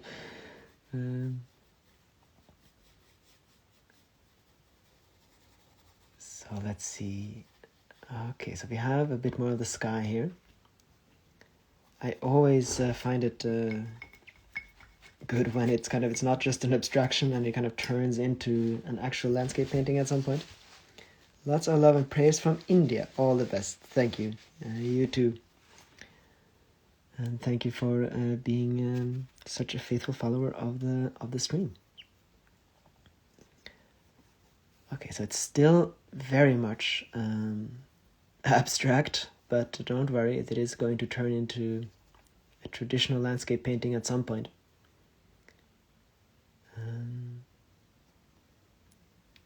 Okay, so we have some kind of drifting clouds here, it looks like. So I think this kind of gives you a good look actually into how a lot of my painting process is. It is a bit kind of just an abstract wild painting in the beginning, and then things kind of settle down and turn into a more traditional landscape as we go along. So cool to hear your thought process while you're painting. Thank you. Yeah, that's one thing I did discover quite early on, is that thankfully I can actually paint and talk at the same time, which makes these streams possible. And I always really enjoy that. For some reason, it seems that talking and painting, probably two different parts of the brain, so for some reason it works. And yeah, it's nice to take you guys along, especially now with a freshly started painting, because I do get questions about how I paint, and this is the best way of showing you guys. So here, for instance, all right, so we have space here for a sun. That might be a bit in the background. And then this kind of already looks like an oceanscape, but I'm not entirely... I already have one, the one I just showed you. But I mean, there's nothing wrong with having two. So maybe this will actually be waves or something, and we'll have land. But no... Looks cool already. Yeah, I know a lot of people would actually stop here, but that is not at all the way I paint. I have had comments like that when people saw the painting just in the very, very the start of the painting process, and then they saw it later and they actually told me that, oh, it's a shame you did anything with it, it looked good just the way it was. But there's a reason. I'm not an abstract painter. I like these kind of begin with kind of an abstract color scheme, and then it turns into a traditional landscape painting. So it's kind of a mixture of the two. I left when you were painting the forest. Amazing, you started a new painting just back. Oh, very good. Yeah, I'm sorry if this is too much of a shock. And I could probably do something like this and get it a bit closer. I wear your necklace since I got it last week. Oh, wonderful. I'm so glad you got it. I'm so pleased. It's very strange to think that people are actually wearing the things that I have painted, but it's wonderful. I like to think of it that there's an enormous exhibition going around all over the world in people's living rooms and now necks of the things that I have painted. It's just wonderful. So I am so glad that you got it and that you like it. I found a lot of joy in painting the little wooden talismans. And often the focus is just brilliant, just to be able to paint an entire landscape on a tiny, tiny little area. There is something very, very pleasing about that. You feel calm and powerful at the same time. All right, so the sky, obviously it's not done, but it gives us an idea of what it's going to be. I hope you have nothing against being part of my exhibition. And I'm so glad you like it. Loving it, Kakinel says. Very good, very, very, very good. It's always kind of scary to send things out in the world, but it's been received well so far, so I'm very happy about that. So beautiful, Asia says. Well, thank you. Now, of course, so one of you asked if it was difficult for me to start a fresh canvas. So no, that is not that difficult. The difficult part is actually this. This exact point is the most difficult, because now most of the wild work is kind of done. And now I have to figure out, well, where is this actually going? I just had an idea of this kind of being Norwegian highlands. Maybe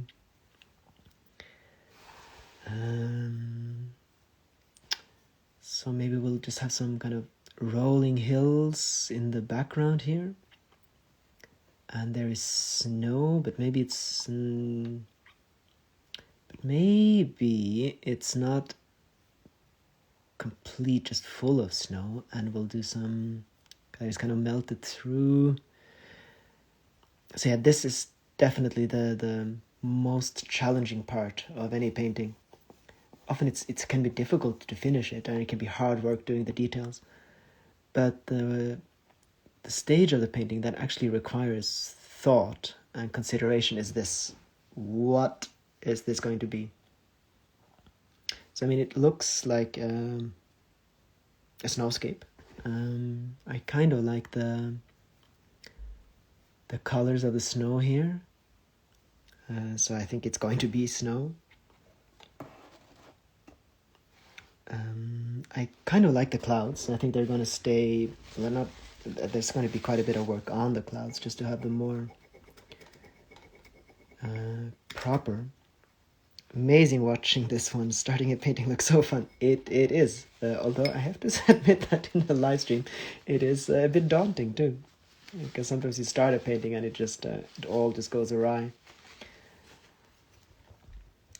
I'm kind of a bit stuck right now because I have no idea where this is going. Let's see.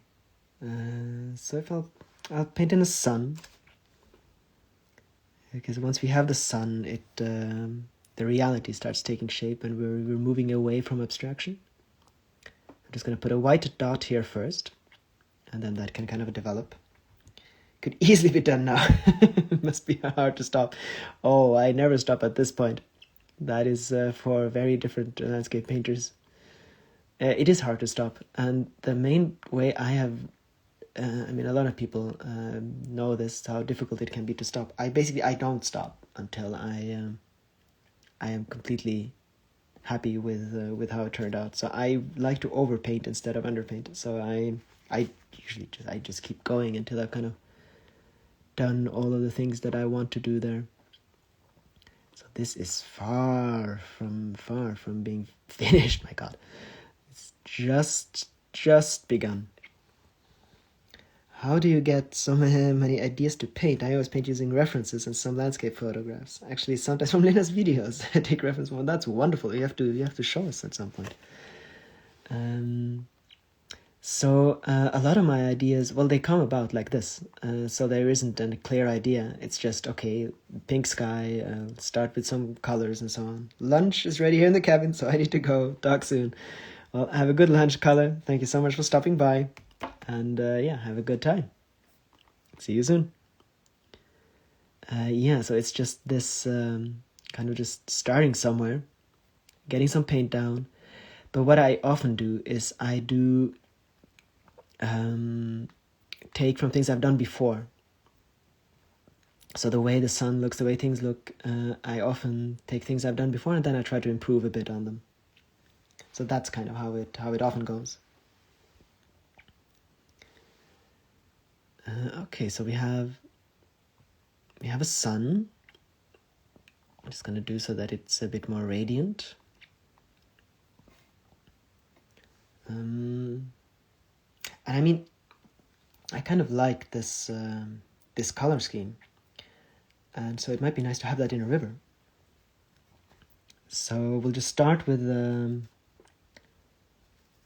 because the color is already here from the main sky. So I'll just start with the pink one, and I think it will be nice with kind of an ice river or something, and to get the color from the sky into the painting. And then maybe it goes here. And then we'll just do a huge landscape here, I think. Or a little lake. Well, that could have been nice, but that is a bit late. So I think it's going to be a river.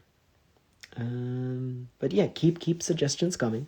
And every now and then, or quite often, I do adopt your suggestions. But I think actually we'll have a river and then some small waterfalls, so that it's kind of frozen, and then every now and again you can kind of see the water that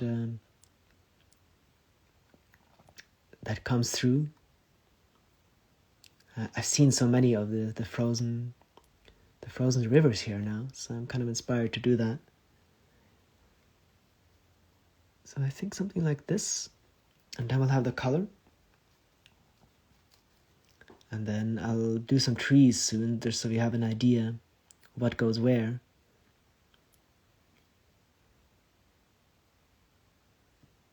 And we can develop it from here. And then if we get this a bit bigger, we can get in the colors of the sun here too.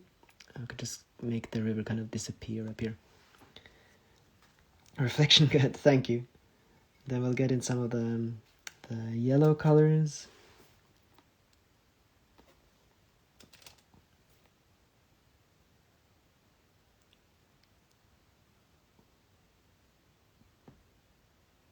So like this. Wow, I thought you were painting a seascape. Now it's a sea mountain. Well, I thought it was going to be a seascape at some point too. But it kind of changed while I was painting. So now it's a mountain, snowy mountain landscape.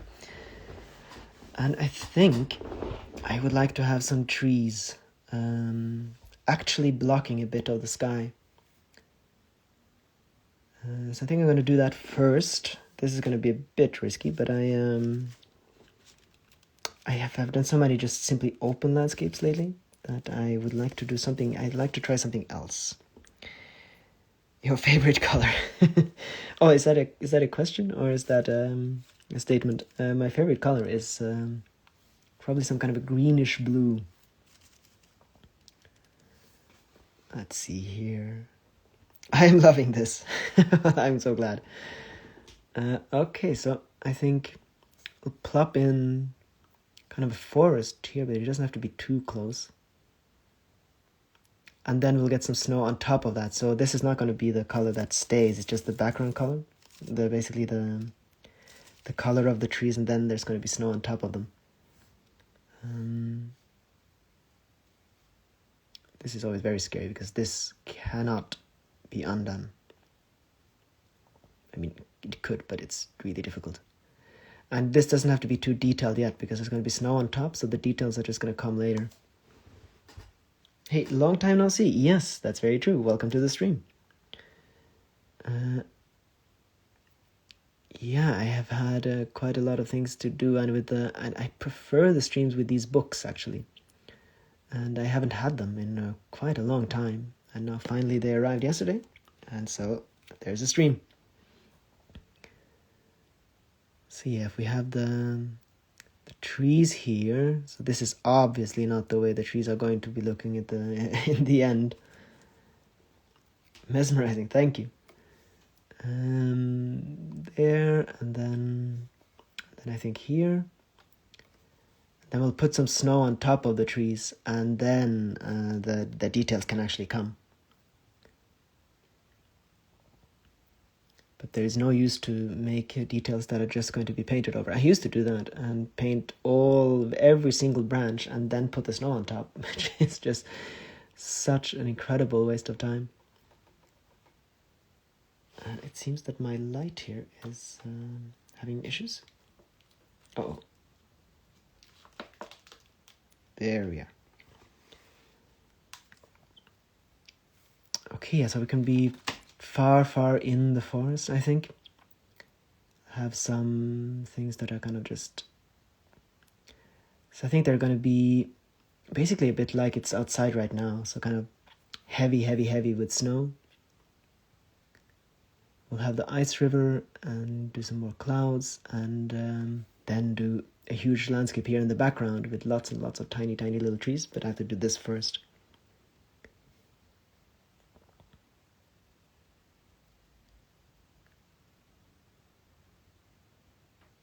So this is just putting down the markers basically of where everything is going to be.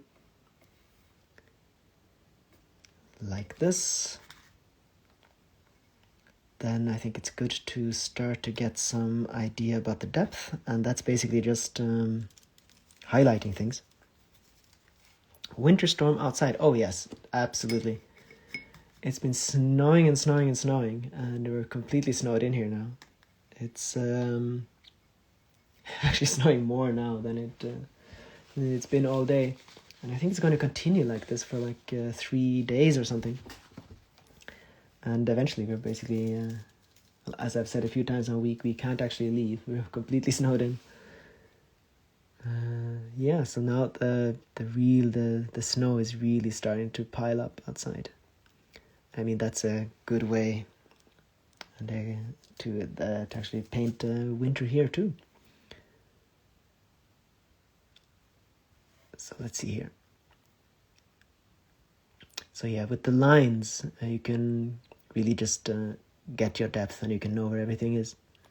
So I like to, at this point, to just get some lines down so that I know how far everything is away from everything else. And especially once I get trees down, it's very important that they are the same size at the same distance. And so it's good to get these lines here. How many hours in a row do you normally paint, and how do you feel afterwards?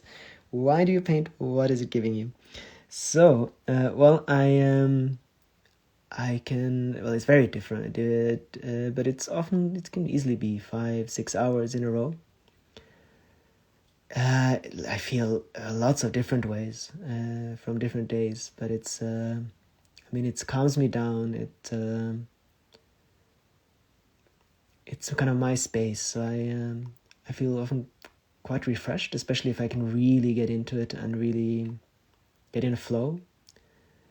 I paint. There are lots of reasons why I paint. Of course, it's my job, so that's kind of a straightforward way. But it's always been my escape, basically. I can create worlds. It's gives me peace of mind, and it's kind of the place where ever since I was a child, creating has often have always been the place that I feel good, where I feel safe, where I feel creative, where I can really just be for hours and hours, and away from a stressful world. I think that's the best way I can put it. Can you get parcels or post deliveries to your house in the snow? Well, we can, but they do call us and ask if there's the driveway has been cleared. I still haven't had any problems because for some reason it's always been cleared when they came with parcels. But I think if there's any deliveries tomorrow, they're probably going to get a bit pissed. And if they can't deliver it, they'll just place it probably at the local grocery store and we have to pick it up from there. So I think that's what's going to happen. Okay, this is getting a bit more detailed, so I think I'm going to zoom in. We still have a little bit of snow up there. Wow, I wish I would have patience to write for so many hours in a row. Really like your answer. An escape, safe place to be a bit time. Thank you. Very interesting, Jim Copper says. Oh, you're welcome. Thank you for the question. Okay, so of course, this river is not going to be looking like this at all. So maybe it's time to make it look a little bit more like a river already. I always get a bit annoyed at some point when it starts to look too abstract and other things are not. So let's get it a bit more in shape here. So with these ice rivers, of course the ice is going to reflect, but sometimes it's often going to be kind of black water running through. I haven't done too many ice rivers, so I have to think a bit about how I can do this in the best way. You are really quick with this painting. Oh, this is actually my normal speed with painting. It takes a lot more time eventually. Once I get into the details, it slows down. So it gets really, really fast in the beginning. And then once the details start, it slows down dramatically. So everything goes, like the way you see now at first. And then branches are being added and small little details, and that's when it all slows down. So at some places here, I think the water is going to come through. And this is not something I've been painting much, and since I don't paint off a reference, it's always quite a challenge to paint something for the very first time. So we'll just have to see how this goes. And at some places here we're going to have ice, and that's going to reflect. So let's see. So I think the biggest challenge here is definitely going to be this river. But I would like to have other things a bit further first. So I think we'll just add some snow on the trees. And that'll get everything a bit more harmonious. How far away do you live from Trondheim now? I think we live about 3 hours north of Trondheim. Something like that. So we are so Trondheim is the closest big city, but it is actually quite far away.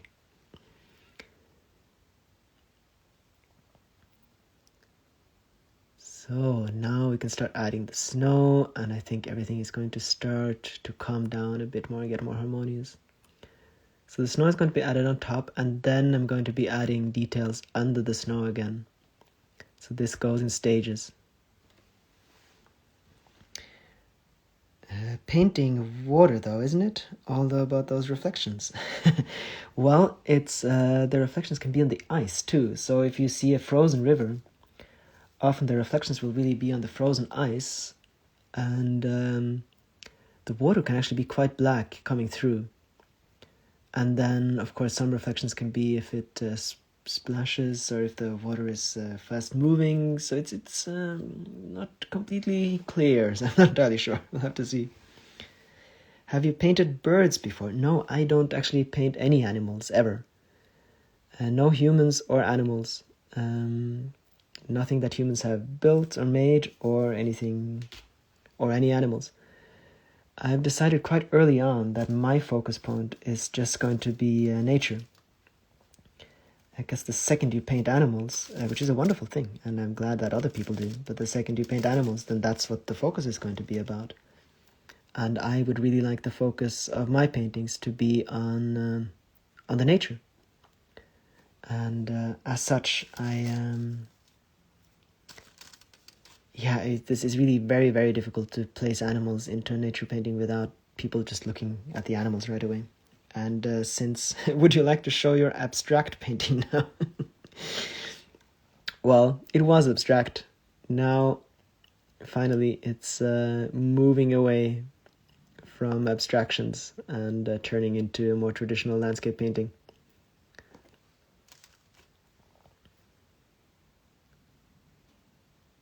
So yeah, and since, of course, now that I made that decision, I don't paint any animals and humans, and it would just be very, very strange for me to start because I've never done it. So I have no idea how, but I have no desire to either.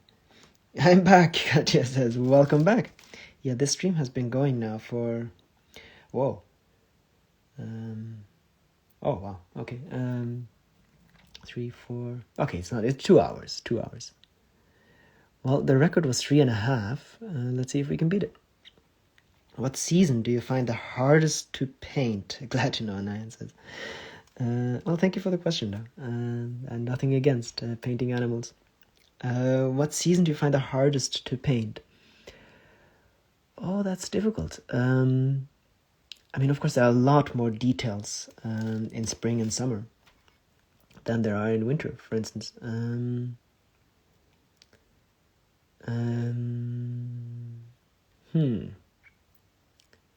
think maybe summer, because it's not often that obvious. I mean, with autumn, the colors are quite clear and so on. But it more depends on what kind of a theme, if there's something I've been painting before or if it's new. So it's more about that, what makes it hard. For instance, this ice river is quite difficult because I haven't painted many ice rivers, nor have I practiced many ice rivers beforehand. So I don't really know I have to go completely off of memory there. And that does make it harder. Painting naturalistic from memory, it's not that easy. So often I will have learned things beforehand, and then I'll have an idea of how they look. For instance, if I want to learn a new tree or something like that, and then I'll know the general shape of it. But now that I haven't actually practiced for this ice river, it took me a bit by surprise that we were going to paint it. I've painted a few, but not exactly the way that I would like this to turn out. So we'll see.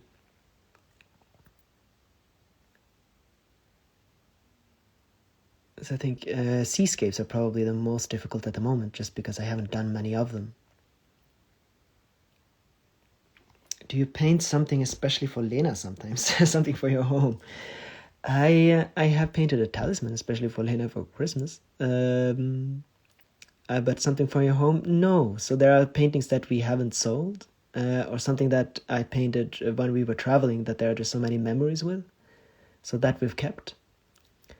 But mostly now, especially since we're just such at the beginning of our business, is that I can't really keep up. Things often sell out quite a bit faster than I can paint. So at the moment, I haven't been painting anything just for us. I might at some point, but for now, there's just so much to do. But some of the larger paintings sometimes don't necessarily sell, and if I get better, I often don't want them in the shop, and then I keep them. So the things that we have on the wall and so on can be, and we haven't put up too much yet, things that I haven't sold, and where I've progressed to such a point that I don't want to sell, because I basically feel that I am better than what I show there. Okay, so this is all still very quite abstract. What I do like with the sky, let's see if this works, is to get rid of a bit of the lines and so on, and then I can paint on top of it afterwards. This is just to kind of smooth it out, because I don't actually like to show my lines in my paintings too much. And then I can paint on top of that afterwards.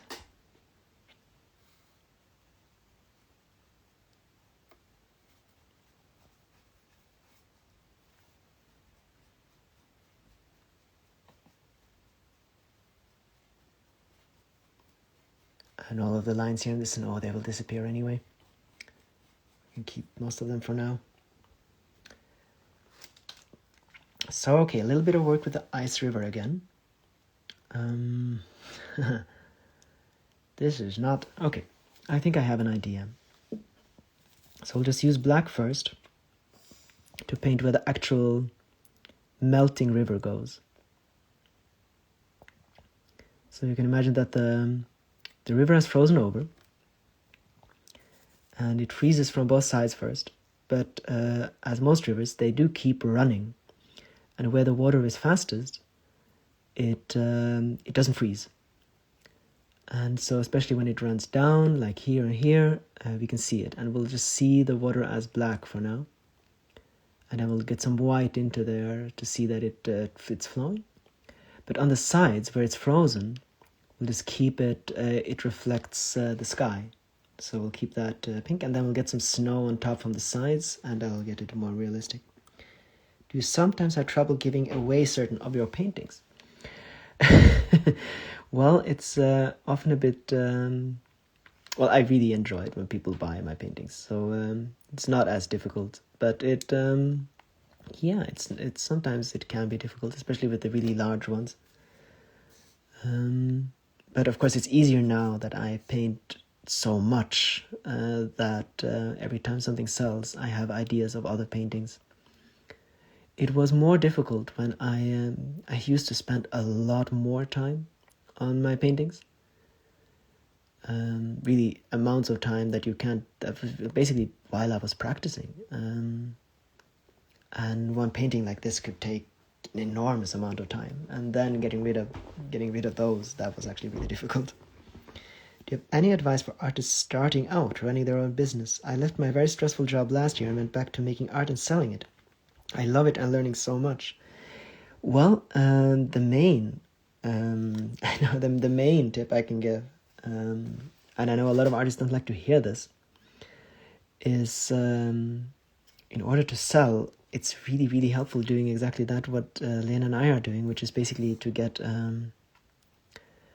a social media profile and reaching people the way I'm doing right now.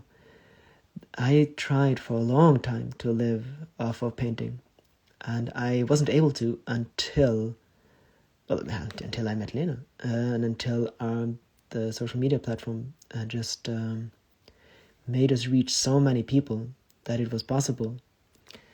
Otherwise, I really like just find something you love to do. And I know it's easy to kind of sell out a bit. I could have started to, for instance, I know that a lot of people wanted me to paint their favorite tree, for instance, and then to sell them that. And that's a very dangerous trap to get in, because then you can't get out of it. So try to figure out what you love to do, and then even if it takes longer to be able to live off that, that's going to be worth it. I know, for instance, a woman who loves painting landscape paintings, but she found a niche of painting people's pets on ceramic tiles, and that's the only thing that people want from her, so she can never actually paint what she wants to do. Are you painting on a book or something? I am. Yes, I am painting on a book. So I can probably show you a bit more here. So it's a book like this. So this is the hinge where it goes into. This is the back. And the plastic is just to protect it from the paint.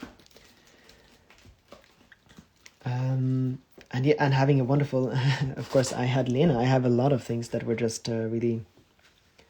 I can't really take credit for. To make a website that's easy to see and to navigate.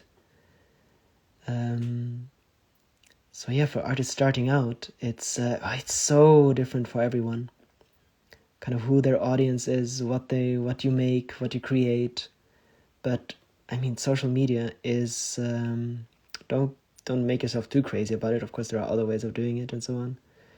But it is a wonderful way of reaching an audience. Thanks for sharing your experience as an artist with selling. No problem. If I can help, I will. Hi Joachim, hi Susan. Welcome to the stream. So glad you could join. So glad that everything got to you, and really pleased that you managed to join me here. I'm going to keep the stream going for quite a while, so you're not too late. Did you ever think of painting your home? Well, no, I did not. I have not, because I don't actually paint houses. I only paint landscapes. No animals, no humans, no houses. When I get the question. Thank you. My signal cut out for some of your answers, but I think I got the main parts. Yes, social media has been very helpful. Yeah, social media is really, or just meeting new people. Absolutely. Thank you. We are happy too. I was in the garden. Well, I am so glad that you, Susan says, I'm so glad that you managed to get to the live stream. Susan just received some of the things that I have painted, and she has a wonderful creative daughter too, who just received a cup, and I am very glad for your support.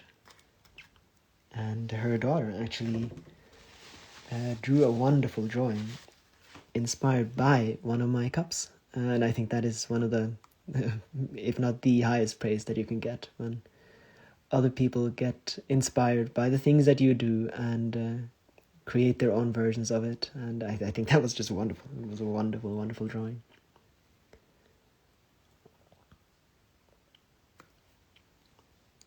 So now we have the clouds are getting a bit more detailed here. And we're still on this ice river where I'm just gonna have to, I'm just gonna keep coming back to it, and we're just gonna see how it goes. So some snow that's kind of going in here on top of the ice, and at some point I'll go much further in. I'll do that right away, and we'll work really closely on the ice. But for now, I'm just gonna keep kind of returning to it, and it's just gonna develop as we go along.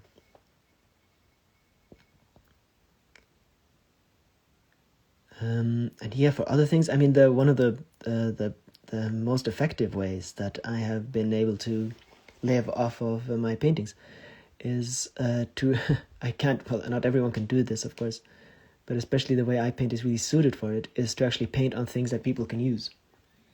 And that's really been the way that I've been able to live off of painting, because I couldn't live off of just selling paintings. The market, at least yet, is not big enough for me to just live off of oil paintings. But these books and candle glasses and porcelain cups, well, people seem to have much more space in their cupboard than they have on their walls. And that also makes it possible for me to have very different price ranges, because not everyone can obviously afford an expensive oil painting, but most people can afford, for instance, a little wooden talisman. So branching out and being a bit daring with what you paint on, still being true to what you want to create, but I found that incredibly. I mean, that's what's made it possible.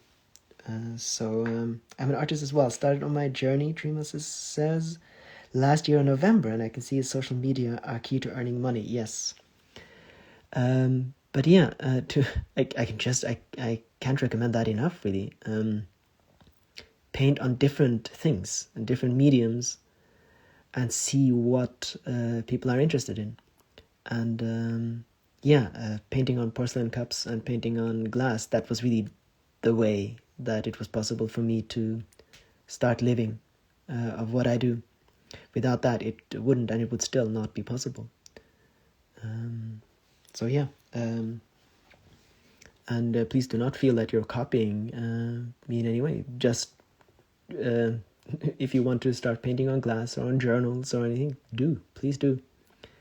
It's and it's such a wonderful way to showcase the art too, and people can use it, and people don't have to feel like they're kind of just buying just kind of something to have on the wall, and a lot of people have already very full walls, but actually something they can use too. So I think as far as practical advice on how to live off of art, I think that is probably the best advice I can give, something that you might not have heard of before. How cold does it get outside at your place? It gets, what we've had, the coldest now has been about minus 28, I think. That's really interesting, thank you. I'll need to see if I can work out how to put my calligraphy on cups. Oh, yes. Calligraphy is wonderful for cups. If you get a kiln, you can burn the way that I do, for instance. You can paint, you can draw with gold and silver. And you could do, for instance, people love sayings, or names, or poems, or things, and have that, for instance, in gold writing on a cup would be wonderful. So calligraphy, I think, is basically made for doing that.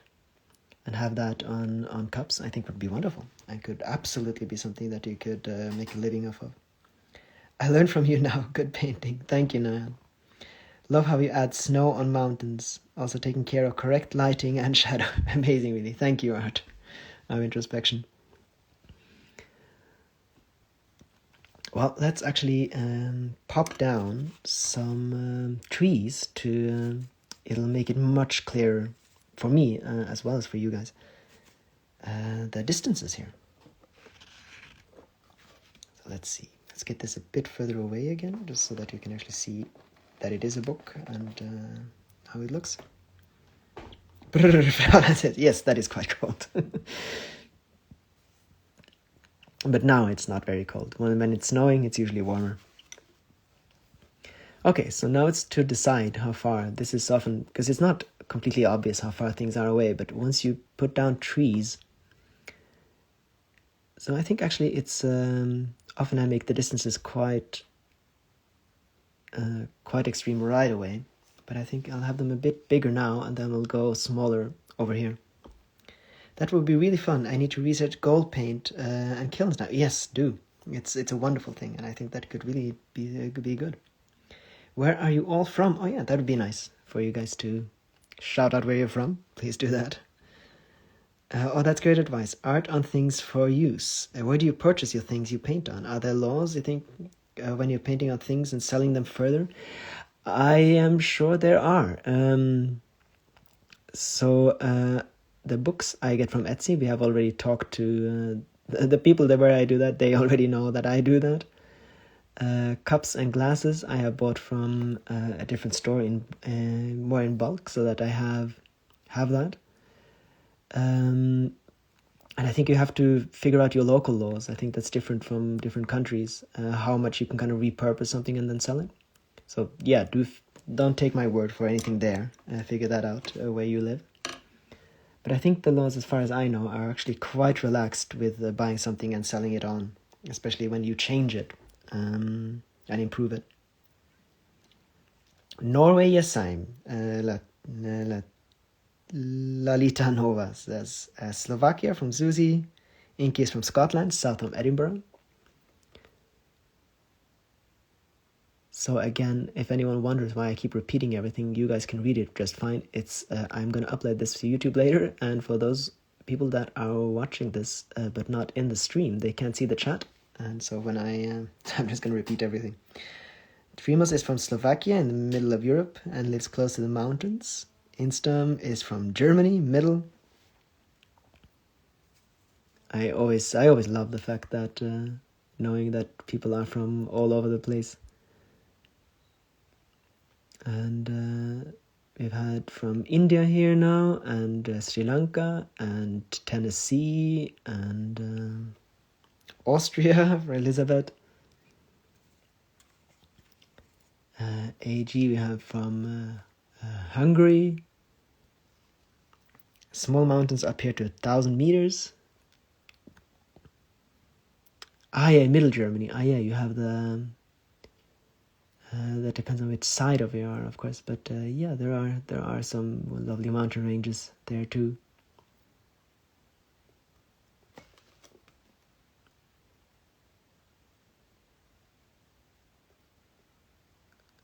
Let's see. Okay, so we have about the right size. Okay, so I can figure out this. And from Slovakia as well, from Kokinau. Very European at the moment, but that's not strange. The Americans haven't really woken up yet, and the Indians are probably going to bed. Wales from the UK. Living in Austria, Vienna, as Joachim already has noticed. Yes, I was where I was born. Oh.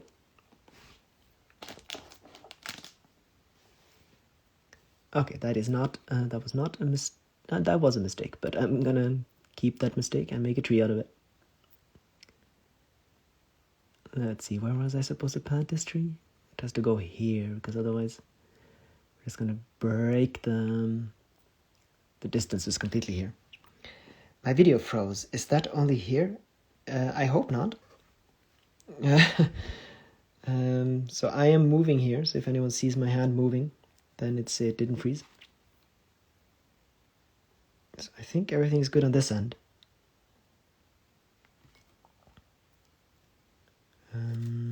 People are still joining. Is there a problem? Are you guys still hearing me and seeing this?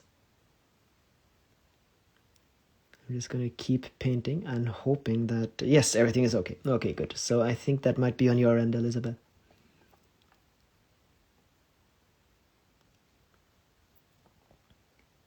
So, okay, we have this here. Of course, this is all going to be clad in snow. I'm just going to get the trees and the colors down first. Okay, and then we can get to the next... Video is running. Okay, everything is good here. Scared me for a bit there. Hopefully, Elizabeth, you'll get your... it'll start moving there too. Okay, and this is quite a lot further away. So I'm not going by the fact how big the river is, because that can change. That doesn't necessarily show you the distances. But of course the sizes of the trees, they do. So that is very important to get right of the entire place. So yeah, once the trees are there, the distances are pretty much set. That'll make it a bit easier to get the river going to. It stopped and started again. All good. Okay, that's fine, Elizabeth, no problem. Okay, I can hear me and see me. Okay, good. We also watched the planes at... I have been in Yesem last year, Instam says, to Lalita, and watched the planes at Galdeman. No, do let me know if there's a problem. I just got a bit scared there. It looks so special already. Thank you. So let's see here. So there's going to be a bit more differentiation at some point, but now it's all about kind of getting the distances and getting the things where they should be. That's cool, Lolita says. Oh yeah, the guy's the one. Okay, and now here the trees are going to start getting really small. That's also, if you can hear that my voice kind of changes when I do these details, is because I often have to hold my breath. Otherwise it shakes too much. I love the painting already, Fraulein says. Well, thank you. I appreciate that. I hope it's okay that I'm going to change it a bit. And hopefully I am going to change it for the better. Okay, so we have this here. Okay, and over here it turns much smaller, and eventually there's just going to be lines. So I am going to... So these kind of details, when I really start working on them, I have to be quite a bit closer than I can be in a live stream. So there are limits as to how close I can get here. How can you paint so small things as the talisman? Susan asks. It's really wonderful to see it in reality. Oh, thank you. Well, it's basically like this, holding my breath quite a lot, and but I really love painting the talismans. It's it's a strange kind of freedom to paint that small, because you can just you can create an entire world within such a small area. I hold my breath as well when I'm painting, drawing details. Yeah, you kind of have to. Okay. Yes, I'm not gonna spend too much time with the tiny details, but I did want to get some of them in, just so we can know kind of the distances here. Oh, and everything is just kind of... There we are. Okay, and here we can just imagine that there's actually a bit more forest.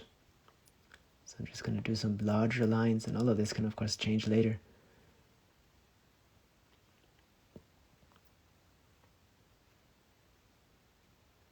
But when it's this far away, often it's quite okay to just do some lines. There we are. Okay, now the distances are much better. And then if we do some snow on top of at least the trees in the foreground here, I think it's starting to look a bit more realistic. Awesome details. Really superb. Thank you, True. True Panu. Okay, I'll just do some snow on top of the trees that are closer. And then I really have to start to get this ice river a bit more, so that everything else... And I will move up to the clouds again. So this is kind of how I paint these things. I kind of just move around the painting. And everything kind of gets more and more to the same level of detail. And then once it's there, then I go over it again, and so on, until everything is kind of where I want it.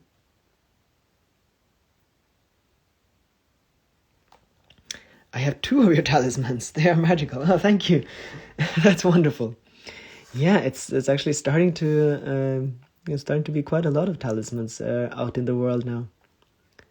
It's wonderful. I've looked at it. We started our shop last October, and I think we've sold about 600 different items.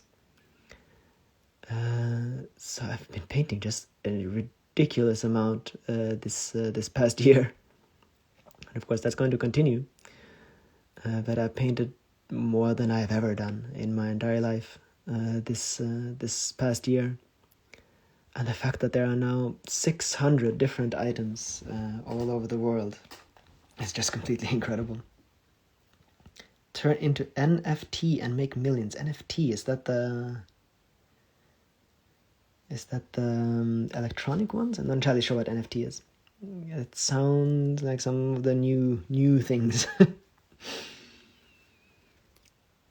I have heard about these electronic artworks. I don't think I'm ever going to get into that, but I'm not entirely sure what an NFT is.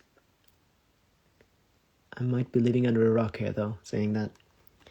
Congratulations, thank you. Yeah, Nyan says, well, at some point maybe. That's so cool. Anna says, yeah, I think it's just completely incredible to think about that there are really things that I'm painting now basically everywhere. We've sold to Malaysia, to China, to New Zealand, Australia, all over Europe, lots and lots of, basically every state in America, in Canada, Chile. Just the international aspect of the audience is incredible. Only last October, well, okay, not last October, the October before this one. So over a year ago. So it was October 2020 we started the shop. So it's been going for a bit over a year now.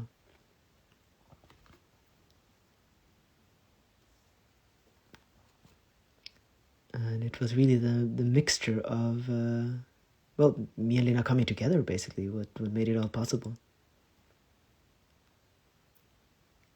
And it's just such a gift to be able to now do this for a living. And having you guys here on the stream and having things that I painted all over the world, I do have to pinch myself sometimes. It seems too good to be true. But, hopefully I won't wake up anytime soon. Just because of the internet. Definitely. That is it. Without the internet, none of this would be possible. So lots of negative things can be said, but that is just such a positive aspect of it.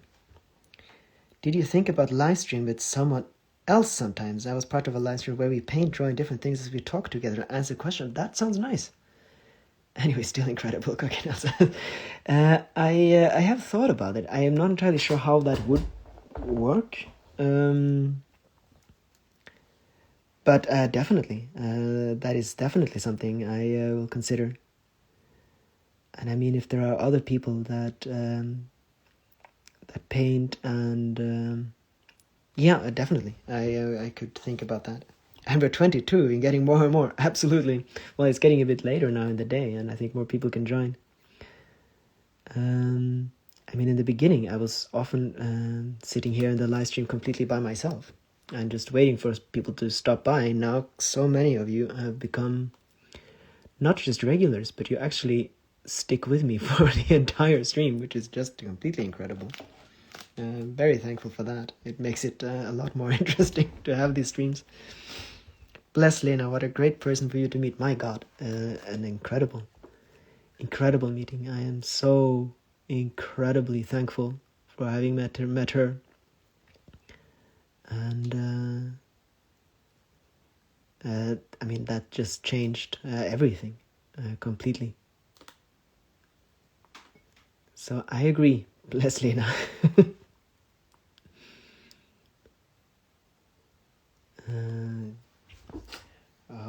Okay, I think the snow be in the absolute background too. And then I have to do something with this river. So yeah, I'm very interested to see how these live streams are going to develop. They've already gotten much bigger than they were, and I'm pretty sure they're just at the beginning of what is possible and where they could go. Because I really enjoy this, and especially, of course, once I get better equipment, it's going to be even more fun to do this. But the idea with having other people join it's a good one. I'm not entirely sure how, but I'm sure that things like that are going to happen. That's another thing that has just been so fun with this experience, is that things kind of just develop and happen. It's getting better and better. Wow. Thank you. That is always the hope. Sometimes that's not how it goes, and but as long as it's getting better, I can continue.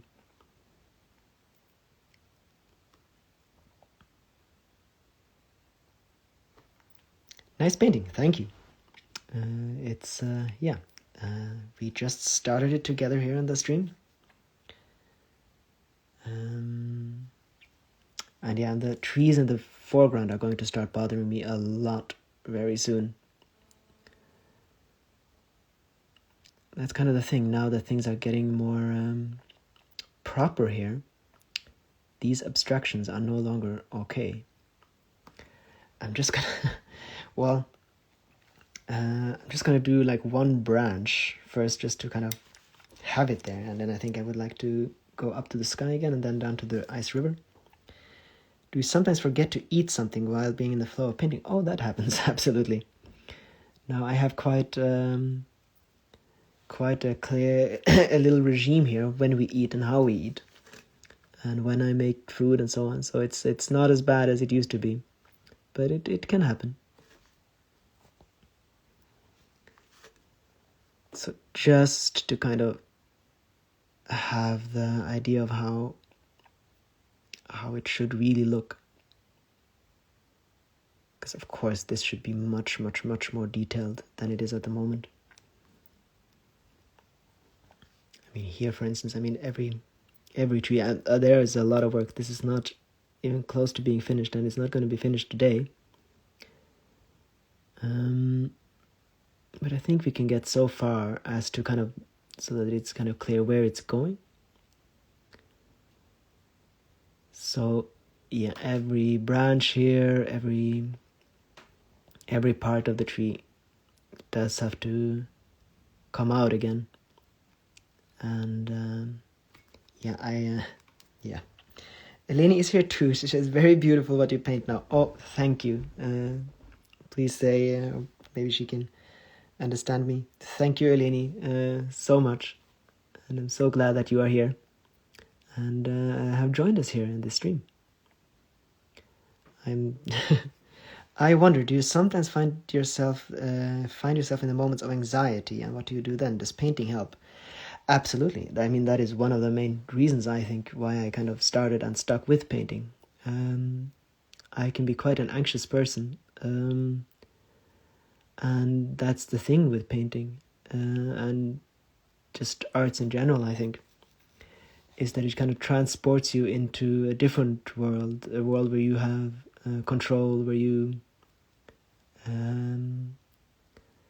have more clarity, and it's often been an escape for me too, especially in moments of anxiety. So absolutely, painting is this anxiety is a major reason why I paint. I think that might be a better way of putting it. And then it kind of developed into a job, but it's always arts, creating. That's always been my escape, basically. Okay, so maybe some white in to actually make the river flow a bit. It's this ice river. I kind of regret having started it, but it's. I think it's going to be nice eventually. Is it difficult to set up a business around art in legal taxation terms in Norway? No, that is actually very, very easy. We all have a registration number in Norway, and you just have to do a few clicks and register a company, and you have a company. Tax-wise isn't too difficult. We do have someone who has helped us with a few questions. But tax-wise, there are so many online programs, which is what we mainly use, where you can just kind of tip in the things that you've sold, and you see exactly what you should do with it, and then you just send it to them. That you do that electronically too with the taxes, and just send it on. So it's actually it's not that difficult. It's of course it's a bit of work and so on, but it's probably a lot easier than people would think to set up a company. And yeah, so no, that's not difficult at all.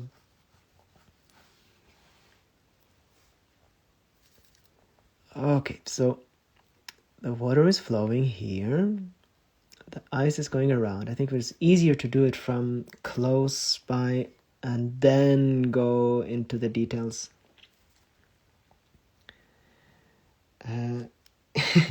Asya and Susan, you have both sent me a request to be in my live video. I hope that you know if I accepted that, then you would suddenly have a little window here, and everyone would be able to see you live too. Just so people know what that actually means to be in the video.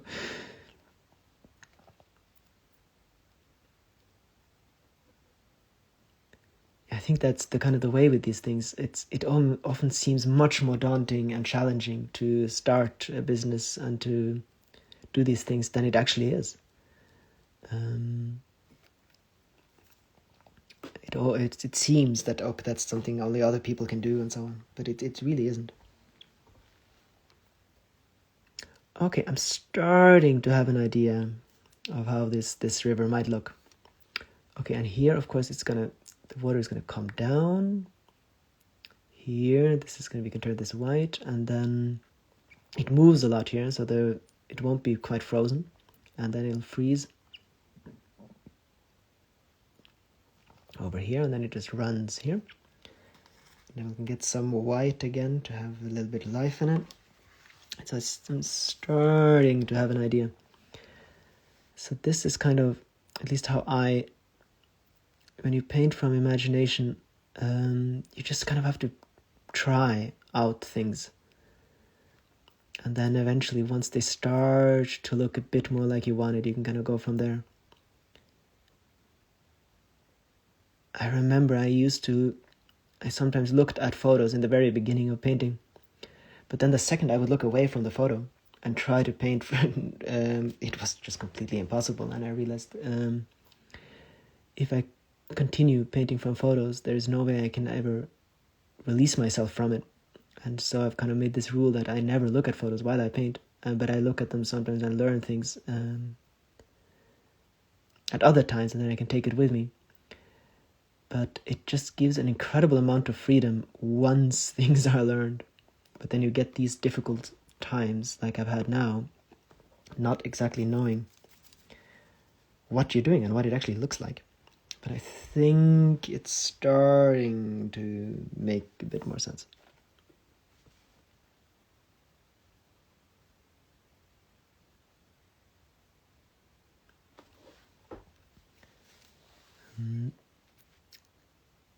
And eventually, of course, the goal here with the ice river is that you can actually see exactly what's going on and the fact that there is ice and so on it.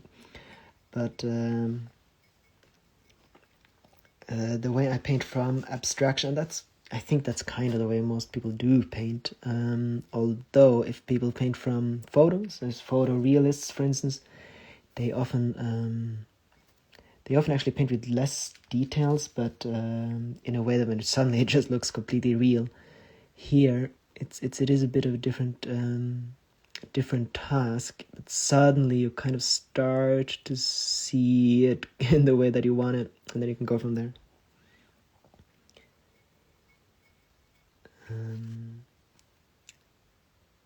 So now it's getting easier because now I'm starting to see it a bit. I'm starting to get the fact that there's a river flowing through and that there's ice here. Not entirely sure why there's ice here, but we'll figure that out as we go along.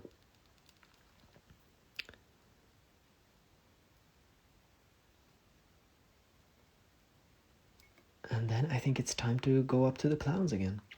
And then at some point now, I'm probably going to go through all of the trees to get everything is going to look more like this, and even hopefully quite a lot better than that. And that's just the beginning.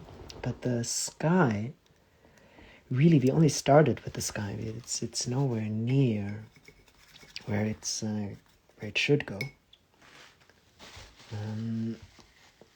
So of course there's the sun. The color scheme is quite well established. But what might be nice is actually to put a layer on top of this again. That is a bit scary. I think we'll do the background a bit first, and then maybe we'll do so that the sky actually gets more depth, because now it's pretty even, but it can have quite a lot more depth. So just putting clouds on top of this, hopefully it won't destroy it. Let's see. Thank you for... Dude, I was gone for just a little bit, and then you painted this masterpiece. What the fuck? Kalle Flodin says, thank you, Kalle. Well, that is very nice of you. It is only begun, but yeah, that is very good of you to say. That motivates me to keep going here. Yeah, so as I said earlier, it goes really quickly in the beginning, and then it slows down once I start adding more details, and it'll probably take almost the same amount of time as this entire painting just to get the details of the trees. So the detail work really takes much more time than just establishing the main painting. But thank you, Kalle. And Anna says, thank you for such a lovely afternoon. I really enjoyed doing art together and learning more about your life. Well, thank you for joining. And yeah, it's really been a wonderful afternoon. I'm often quite a bit nervous at the beginning of these streams, but it always turns out that there is no need, and it always turns out really nice. So I'm just trying to figure out what kind of colors I would like for the clouds in the foreground. I'm a bit scared of doing that, but I really think it could be nice. Of course, once it's done, it's going to be difficult to reverse. So I think we'll just do a purpley kind of thing first. And then hopefully it's not going to destroy the painting completely. And that is not dark enough, because we want them to be in the foreground. So what I would like, as I said, is just to get more depth into it. So I'll have some clouds now that are darker in the foreground, and then I can light them up too. So the sun can then light up clouds that are further, that are closer to us, basically. They shouldn't be too big. Often I make these clouds much too big and they kind of obscure everything else.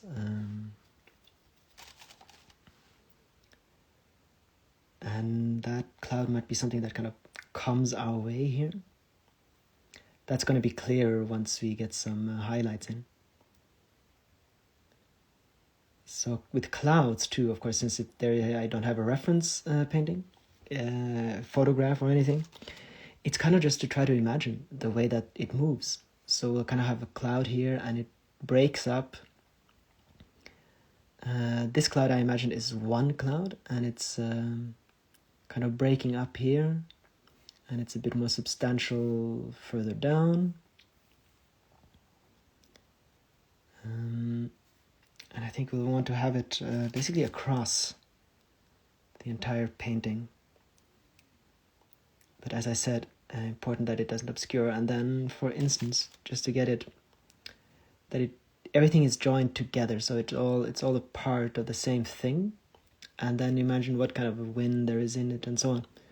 So all of that is kind of a part of this freehand painting. Which, for those of you who paint from nature or from photos, it's probably quite a different way of doing it.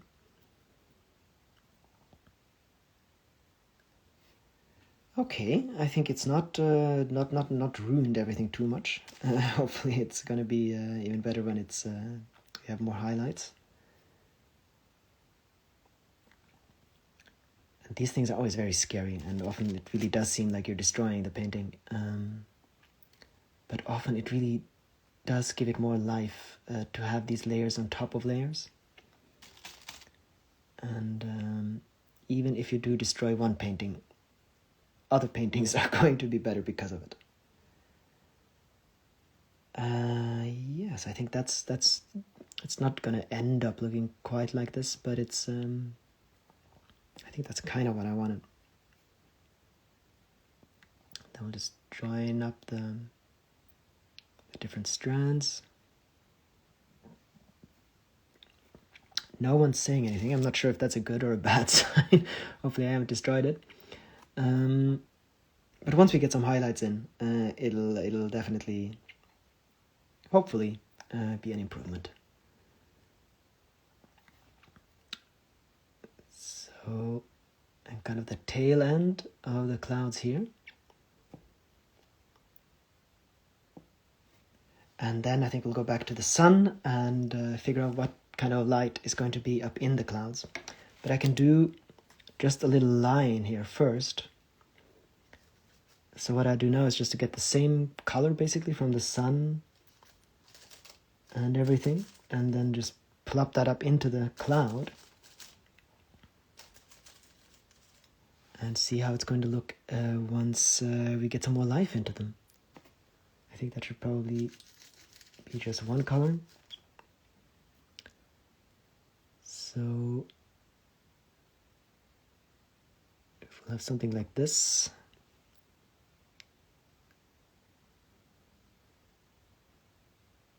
This is really just a placeholder, just to kind of know that there's going to be light in the clouds.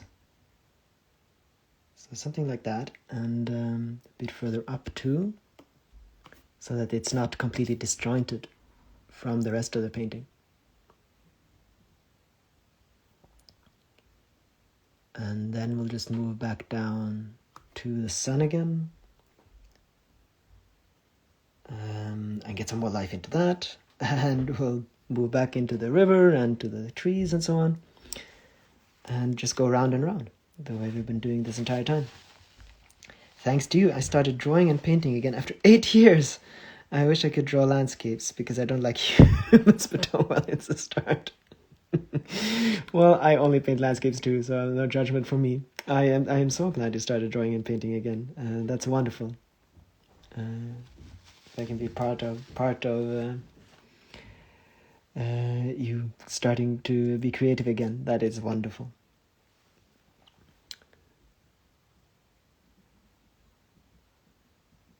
Let's see here. Okay, and let's start some even more life into the clouds here. And I think some more colors. I mean, the sun was really just, it's a placeholder too. And a bit more color here and here. Okay, so everything is starting to make more sense. Liebe Grüße an euch aus Rheintown, Hamburg, von Dirk Stübinger. Thank you, Dirk. Thank you, and welcome to the stream. Wonderful to have you here. You are very welcome to the stream.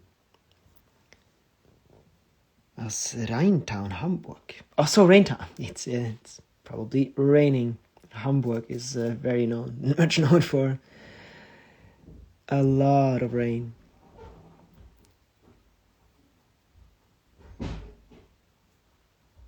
And yeah, wonderful to have you here. It's it's so much fun to be able to have these streams and so many people joining us here.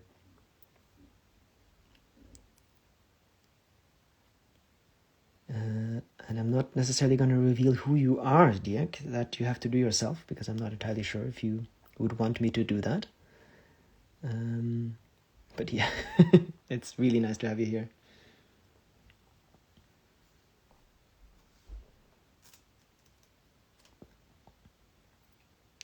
So, okay, there's much more color. I'm kind of scared at the moment to ruin it, but there's...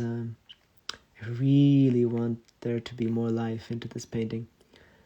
And for that to happen, there are just some risks that have to be made.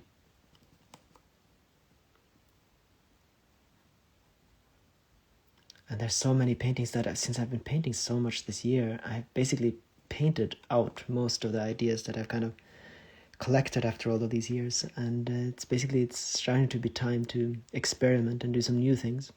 Of course, I mean, it's going to be within reason, within basically what I already do, but kind of just some different colors and different ways of doing it with the clouds and trying out some new things.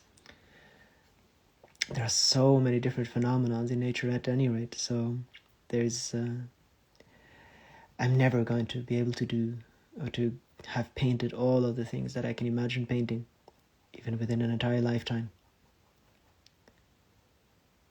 And I mean, since I paint the things that I kind of see around me, there are so many places in the world that I would like to go to kind of collect that inspiration, basically.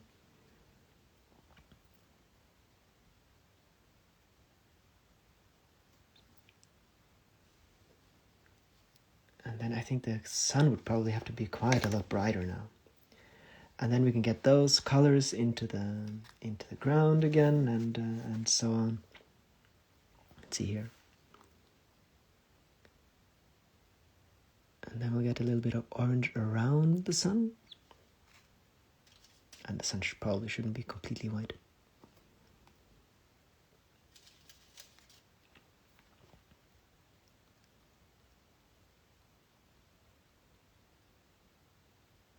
And now it is completely dark outside. So actually now it doesn't make sense to not be zoomed in here. Let's see, is this the... Yes, that's correct. Okay, and let's see, a little bit of orange around the sun. Do you have sometimes days that you start to paint, but it doesn't go right, that you feel like someone else paints and not you, and you want to destroy the painting? I have felt like that, but it's quite a long time ago. I have... It's really so clear what I do now and what I paint. So that hasn't happened in quite a long time. But I have had that feeling before, where it's just everything just went wrong and it didn't turn out at all what I wanted. And I have destroyed a lot of paintings in my time, on purpose and not on purpose. But yeah, there are some times when it just doesn't work, and it's no fun. But that's actually quite a while ago. So nowadays it doesn't necessarily always turn out the way I imagine, but it's a long time since that has happened.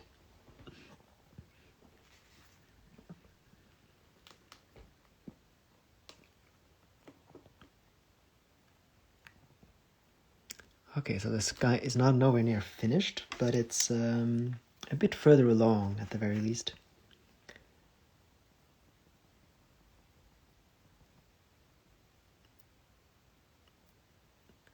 And I am looking forward to the time when the sky is so far that we can just do the details.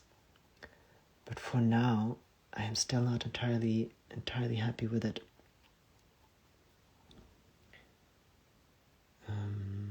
And there's probably going to be some clouds in front. We could actually do those right away too. Not entirely sure about that. But I could probably have some clouds in front of the sun. But then it's going to be much more difficult to paint behind it, so that's probably going to have to wait a little bit. But that's going to add some more depth too. I'm just going to put in one, or something like that, just to have a placeholder, just like with a lot of other things, just to kind of have an idea. That's one of the reasons why I go around the painting so much, is to kind of figure out what... I painted something, it makes more sense to do other things because I can see how they look together and so on. The wobbling thing now is that I have to plug in my phone, but thankfully I was already prepared for that. Because now we are getting very close to beating the live stream record. Because this has been going on for almost 3 hours now. And I think basically no one who joined me at the beginning there's been a lot of different people here now, which is wonderful. We have, there might be someone that has been here for the entire time. But that's the way that it is with these very, very long live streams, is that it changes all the time because of the different people that are here. So I think something like that. So we'll have some clouds in the foreground. That will add a bit more depth to it, and we'll highlight them too. Well, I can highlight one or two of them right away. And then I'll have to get back to this ice river. That... oh my god, 3 hours. I'm here all the time. You've been here from the beginning. Very good. Yeah, it's we have been here for 3 hours now. Oh, where's the time? When did it turn dark outside? I actually didn't notice that before it was dark either. Yeah, that's the thing. When you really get into painting, the time can just really completely fly by. But I've gotten a lot of things done, gotten much further on painting, and actually started a completely new one here, which is pretty cool.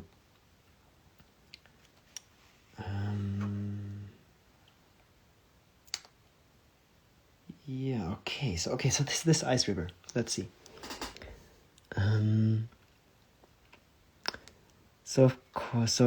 Okay, the pink is basically what I imagined to be ice, and what could probably be done pretty soon, if I'm just can flat it all a bit out, is to get some cracks into the ice so that you can actually see more that it is ice. And to paint it all downwards first, so that once we get the lines in the other way, it looks a bit more see-through.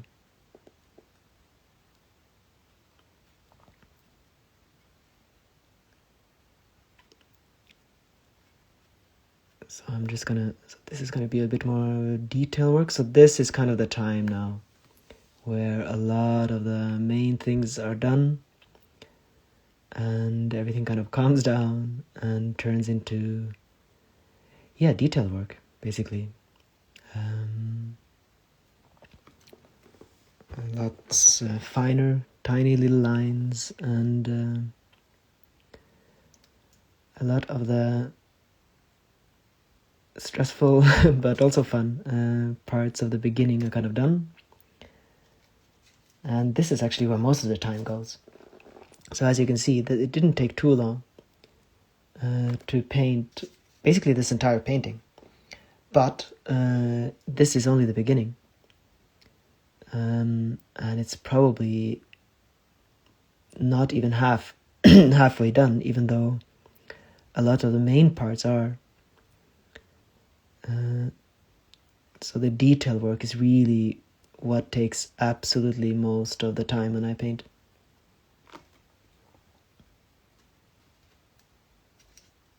It's beautiful. Thank you, Kakina. And I hope that now that the details start, it can kind of turn more into what I kind of imagine it could look like. And especially this this ice river here. I might have to take a little trip outside tomorrow and look at a few ice rivers so that I can get some more inspiration as to how to do this.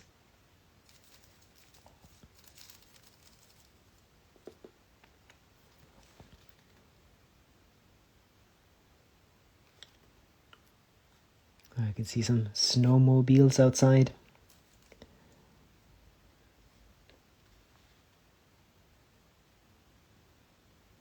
I'm not sure if you guys heard that, but if you heard something that sounds like a car, that's actually snowmobiles. There's a snow scooter track not too far away, which is also what I use to walk the dog, because he can't really get through the snow very well anymore. It's just a small little dog, and the snow is getting very, very deep.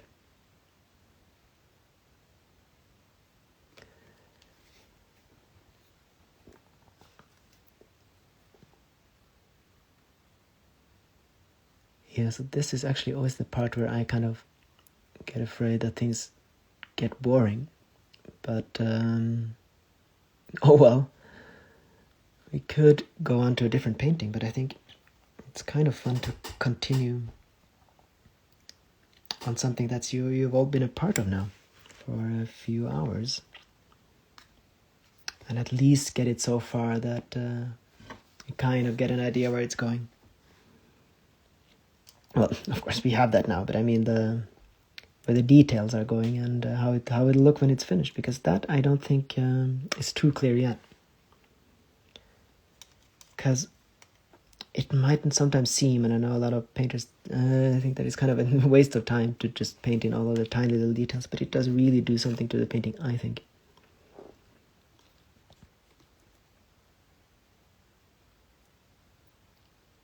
So here you can imagine that there are cracks in the ice, and that kind of snow fills the cracks. So you get these little lines, and that should eventually, once we have enough of them, and we've explained them enough and so on, start to make this look more like ice.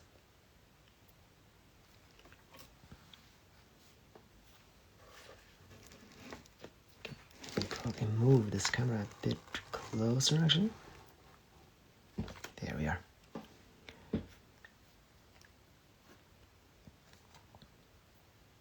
Okay.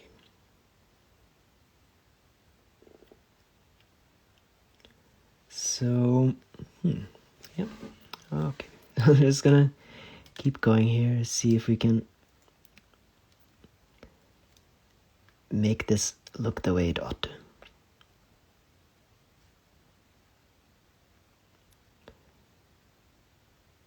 The rivers here are now completely frozen, and once it gets really, really cold, it's quite incredible because you can hear the cracking. We have quite a big lake about 5 minutes from us, and when it really gets cold, you can just hear these huge booms and cracks from the ice. Kind of freaked me out at first. I thought kind of a moose was breaking in over the fence or something, but it turned out that it was just the ice. I would like to know what the other people are doing while on this live stream. I am painting too, Trimo says. Oh yeah, please let us know in the chat what you guys are doing. That would interest me very much. So are you just watching? Are you listening while you're walking? Are you painting as well? What are you doing at the moment? And where are you? Of course, you don't have to feel obliged to say anything. It is quite alright to just be a silent observer. But if you wish to let me and everyone know it would be fun to know what you guys are doing.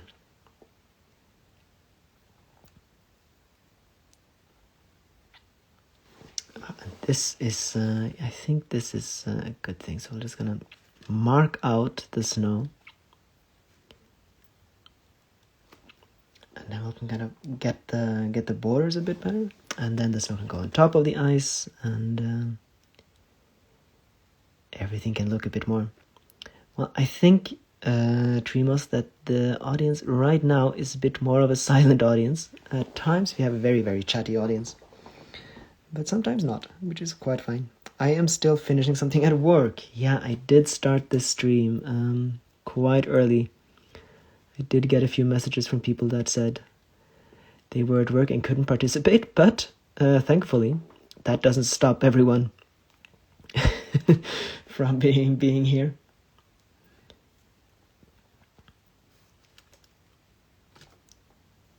Oh, I'm glad that you managed to be a part of the stream, even though you are at work.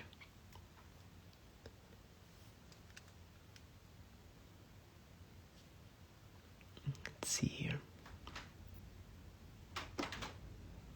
Oh, now the wind is starting, so if you guys hear cracking, that is the house. It's a wooden house, and when the wind gets strong, you can kind of feel like the entire house is moving. I am prepared. Oh, there, all the answers came in very quickly. I am preparing kits for a calligraphy class, Inky says. Oh, wonderful. That sounds nice. Creating a thank you card for the birth of our little son, Fraulein Grün says. And Susan AG is just watching, and I'm thinking I have my talisman from Joachim, and I received the job opportunity from Sweden. That cannot be just a coincidence, Susan. Absolutely.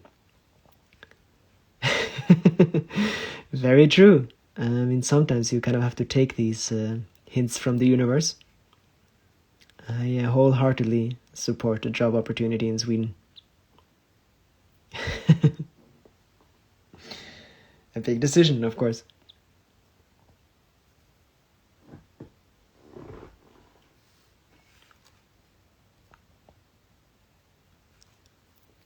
Where in Sweden, though, if you don't mind me asking?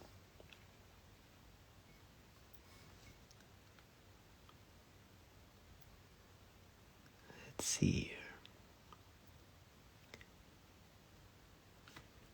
Hi from England. Hi to you. Welcome to the stream. Elizabeth Ryder says, I started with work too. Now I'm rearranging, organizing, and cleaning different areas of my living room, and then I'll cook. I should get my sewing machine going too afterwards.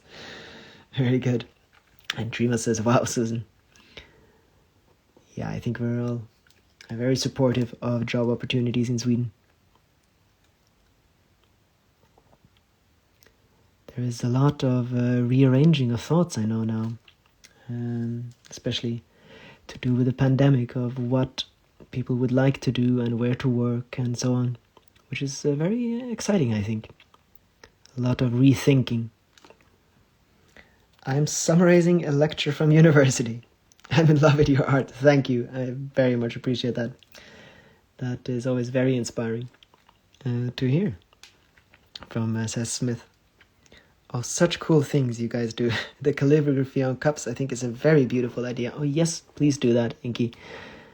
I did quite a bit of calligraphy while I was learning. I didn't quite fully finish learning it, but I studied Chinese a bit and was learning the language. And I did quite a bit of calligraphy then. You're probably doing some other kinds of calligraphy, but I really love that. In Göteborg, that should be a nice... I haven't actually been to Göteborg. But that should be a really wonderful place. And of course you'll be very, very close to nature. I am just relaxing after a long day at university.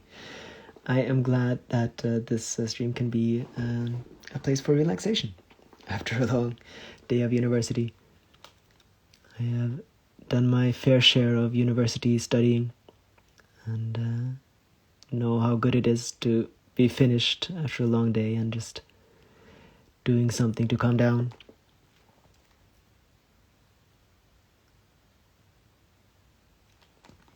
Lovely, Thistle Girl says. Thank you. Thank you so much. This is actually, a painting that we started here in the stream. with the participation of all of you guys.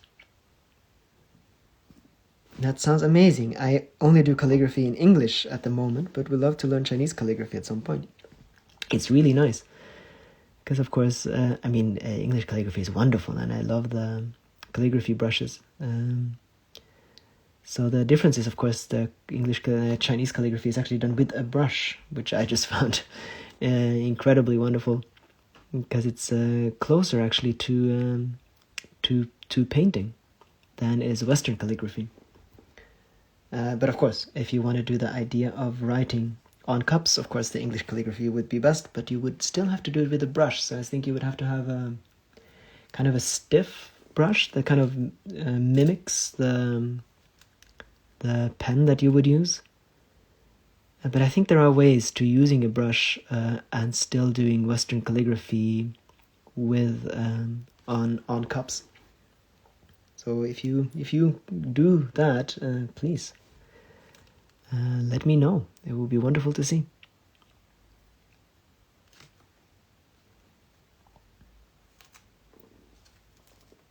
And thank you. I can't really say that out loud, Dr. Petza, but I appreciate it. It's emojis that are very supportive. Thank you. So the reason why I read out your comments aloud if I'm commenting on them is because I'm going to upload this to YouTube later. But there, you can't actually see the comment section. So people who watch it later will have no idea what I'm actually talking about unless I repeat what you guys are saying. So that's the reason. But of course, emojis are very difficult to spell out. Okay, and then I think snow. So now I would like to have the color of the sun and the sky kind of reflecting in the snow, and that'll give it a bit more life, I think.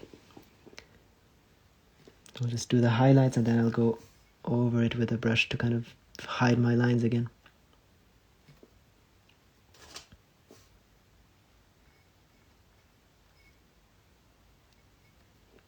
And I'll need a different brush for that.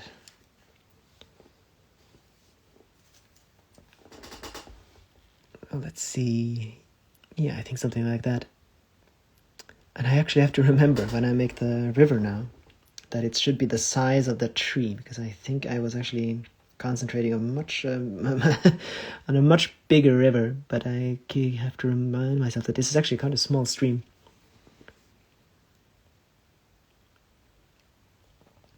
Always important to kind of keep the perspective in mind that you've chosen. Okay, I think we can light it up quite a bit more. It's a lovely idea working quietly together. I think I will gather some supplies. I'm ready for the next live. Absolutely. The next live should not be in too long a time. Now I have all of these books.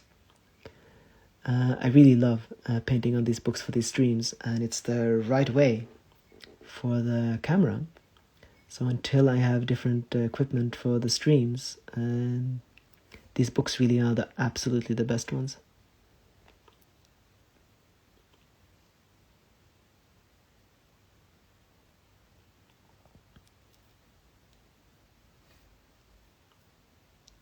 Let's see here.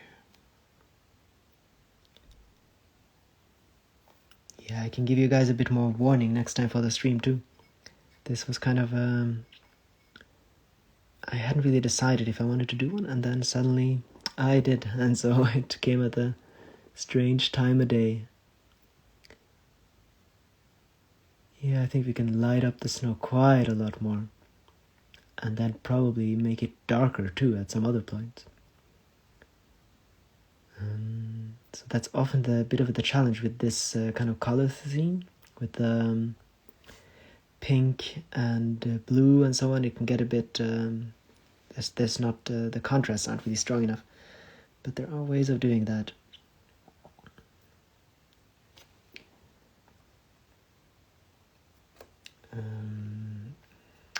Okay, I think it's time to do something that might be a bit boring to watch, but I like to get those trees in more shape.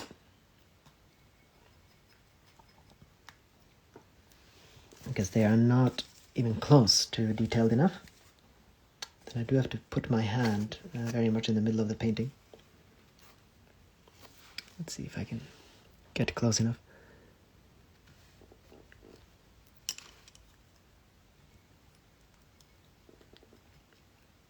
So yeah, the trees are all quite just kind of rough sketches at the moment, and what I'm going to do now is to actually go in and do the actual details. But I do have to kind of hold my hand in order to do that, and I have the camera in between me and the painting. So let's see if I can get here. If I start talking strangely, it's because I often hold my breath when it gets too small.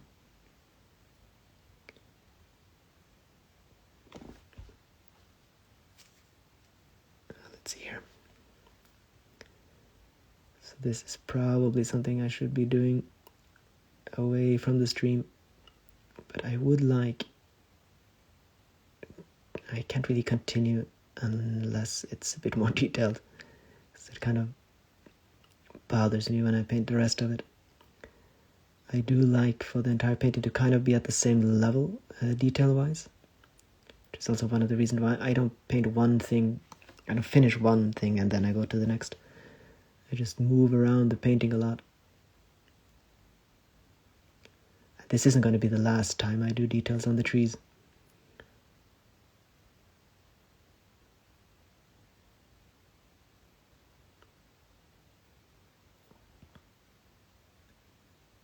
This is going to be better. And then of course I'm going to add more snow on top of the tree again, and it's going to be a few rounds here.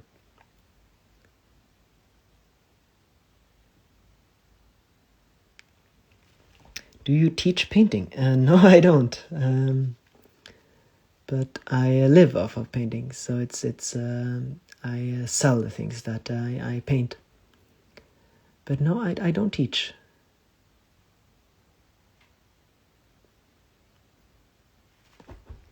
And I am self-taught, so quite a lot of the things that you would usually learn, I can't teach.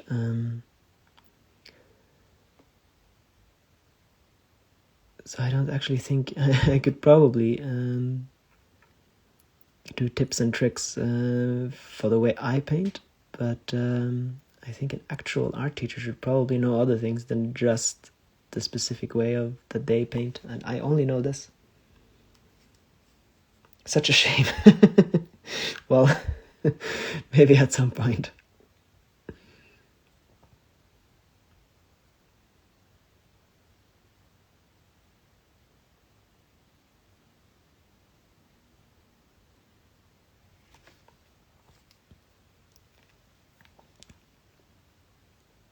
There is actually a local art club that I would like to visit here where we live soon, a painting club, but because of Corona I have to wait a little bit.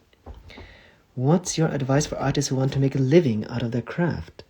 Yes, I did get this question before, but I suppose that most of you guys actually weren't there, and those people that have heard it probably aren't here. So I can answer that. Let's just see the different questions first. If I might be personal, since you seem to share quite a few things with me, do you have a form of autism as well? I don't. I have Asperger's. No, I have a diagnosis of bipolar, but I'm not entirely sure if that is true. That might have been a very unstable form of living that I had. But yeah, I don't mind sharing these things. No, it is not that, but I know my fair share of, being different. But there are other reasons why I moved out in the forest away from people. Joachim, you're teaching right now. Look at what you do and learn from that. Wonderful. Well, okay, so the advice for living off of it. Well, there are a few things. The first thing is, of course, to embrace social media, to have a presence and to let people see the things that you do. Then the other thing that I mentioned, my last answer for that was the way that I managed to start living off of art is to paint on things like this. I'm painting on a book right now. So I paint quite a lot on things that you can use. So I paint on glass, I paint on porcelain. And I also paint oil paintings, but that is not at all my main source of income. The main source of income are the things I paint on. And I paint exactly the same things, it's just on other mediums.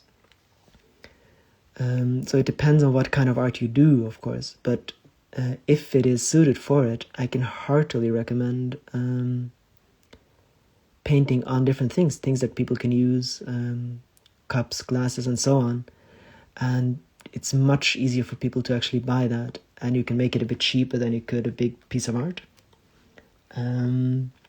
And people always have room in their cupboard. That's kind of why I started painting on cups, because people often don't have really space for a painting and so on. Of course, it's going to be expensive, and where they're going to put it, and you can't really, it's difficult to give away a painting because you don't necessarily know if people are going to like it. But you can always give away a candle glass. You can always give away a cup or something, or for instance a book, like what I'm painting now.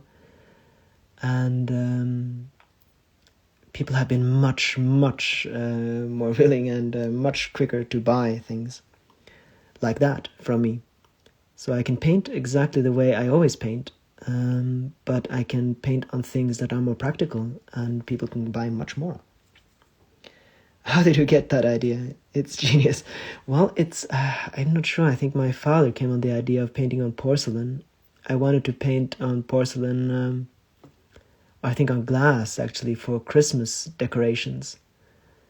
And then he kind of wanted to have a porcelain oven, and then I started painting on porcelain orbs, and then, okay, why not paint on a porcelain cup? And then it kind of just spiraled out from there. And I tried for a long time to live off of just selling oil painters, but that maybe at some point. But now, of course, I love the different ways of painting. It just gives a lot more variety into what I do, so I wouldn't go back for the world now. When are we going to be able to order the candle holders? Well, I am working on candle holders right now. And they should be available mid-March is when we're going to have a new launch. That's when these books are going to be available too. So there's going to be new talismans, new books, new candle glasses, quite a few new candle glasses, new cups, hopefully lanterns, yeah, and that's it. So yeah, the candle glasses went really quickly this time. It's often different. Now this time quite a lot of cups are still there, but all the candle glasses sold out really quickly. So it's often difficult to know. Can't wait. Very good. Well, there's quite a lot of people who wanted candle glasses this time around. So yeah, I've been painting. I just got some new colors and things in today. So yeah, lots and lots to do. So I have, I can zoom out once. And here, for instance, I have a little, oh, that's not easy to see. I have a little tree that goes in the oven. Here I have almost finished a candle glass with a river. So quite a lot of things that are going on at once. So all of these things I paint simultaneously. So yeah, there'll be more stuff available in our shop soon.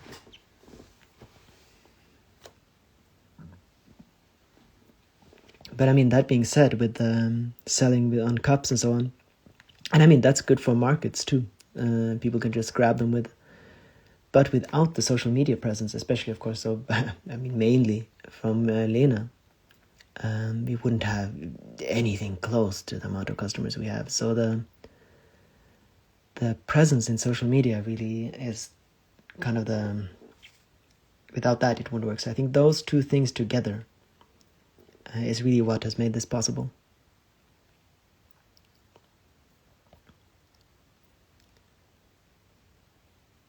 And I am pretty sure, I mean, you can see how things, how quickly things often sell out, that there is room for more artists selling in that kind of a way. That does, of course, mean that you do have to develop a certain speed to have the prices at such a range that people can kind of buy it as gifts too. The candle glasses are beautiful and transport us to beautiful scenery, Inky says. What kind of paint do you use on glass? So, the kind of paint I use is, it's a special glass paint. This is it comes in powders like that, and I mix it with different oils.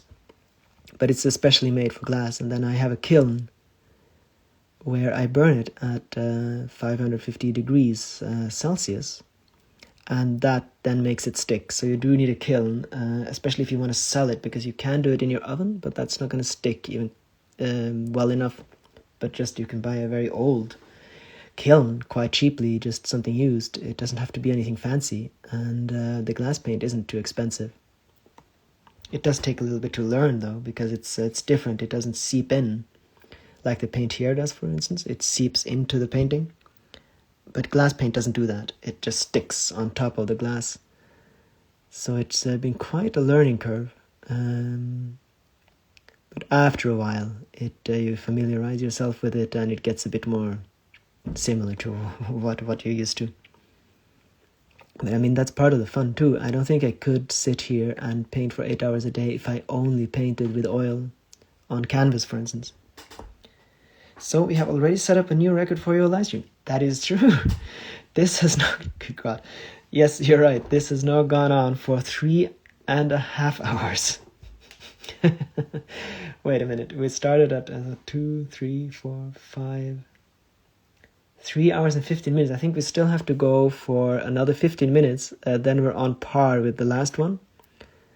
And if we go on a bit further than that, then we have broken the record.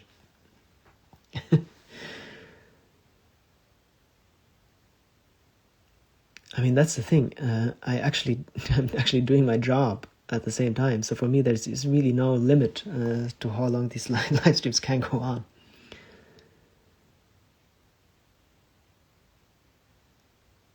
Usually I have had about 2 hours and something. But yeah, I really enjoyed this, and yeah, I'm just gonna keep going.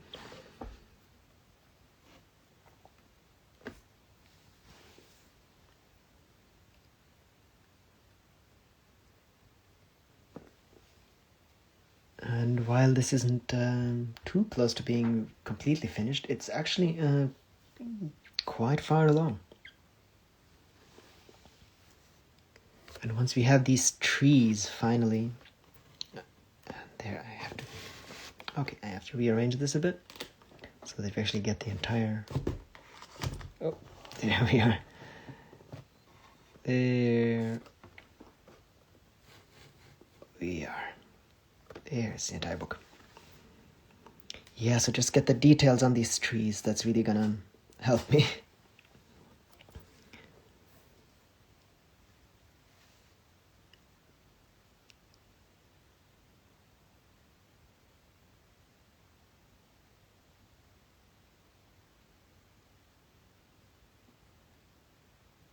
Let's see here. Because then we can go... Well, I think then it's time with a few more shadows and to get more life into this, because this is a bit dead at the moment, and there can be much more life in the wider landscape here.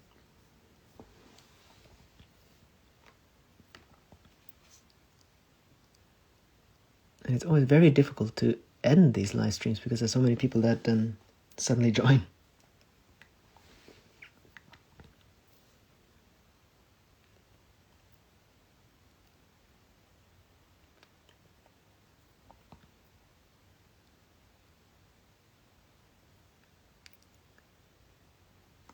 So yeah, I think what would be nice is to have a bit more contrast, and then more details to make it kind of, so you can kind of see a bit more what's going on here.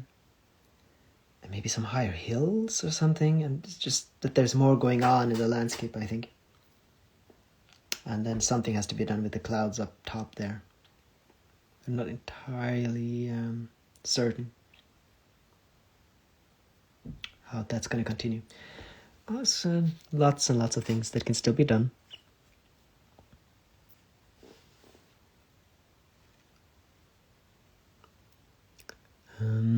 Let's see. Yeah. Oh wow, you're still going. You're back again. Looks awesome. Thank you. Those clouds. Yeah, quite a lot of people now have been rejoining.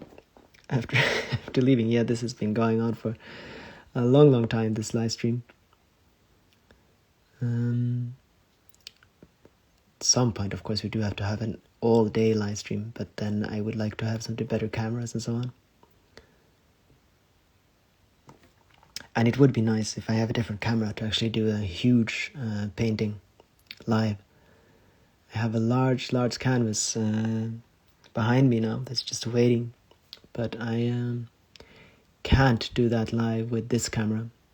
So I have to wait for a new setup, and once I get that, it should be possible to do very different sizes of paintings too. That will be fun.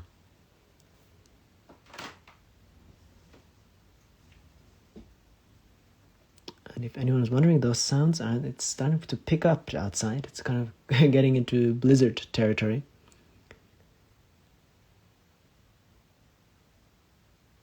Let's see. Okay, I think those trees are as done as they're going to be for a bit at least.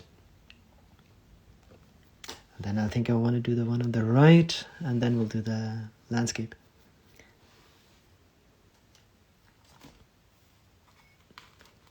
So yeah, back to the topic of living off of the art. It would be just wonderful if more people could.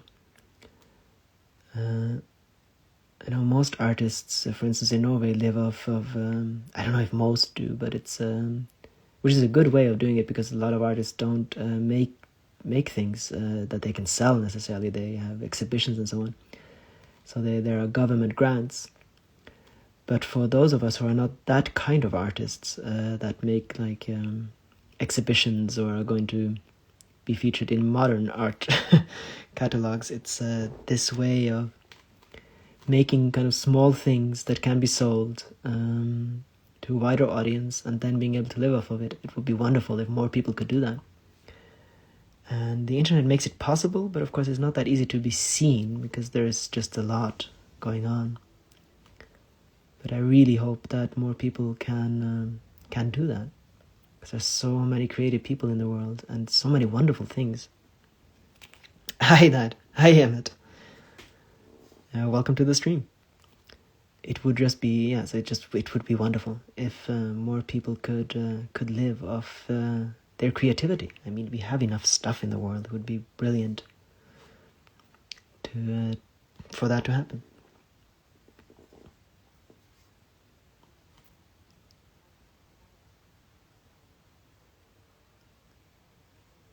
So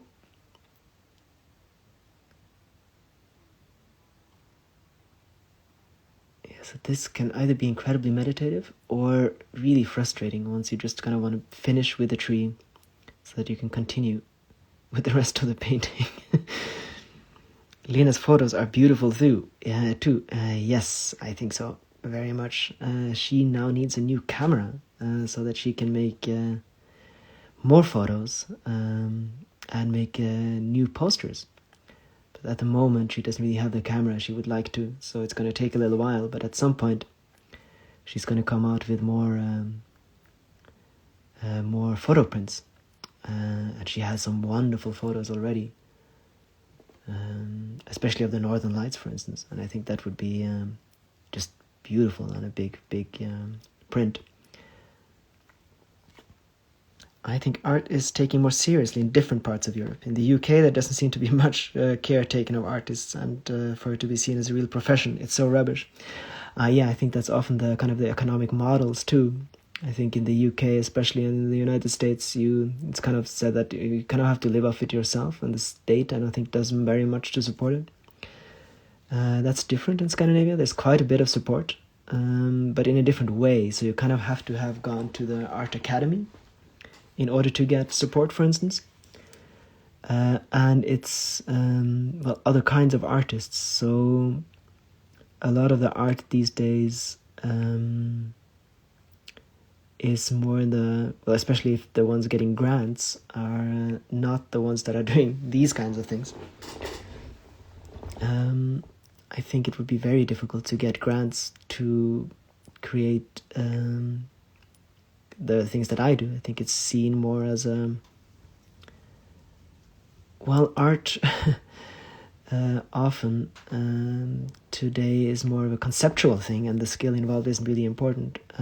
So in order to do these kinds of more almost kind of an artisan thing, because it's because if you're producing things that you can sell, it's kind of a different thing. I think you have to kind of try to figure out a good way to sell it. Because there are very different ways of doing it, and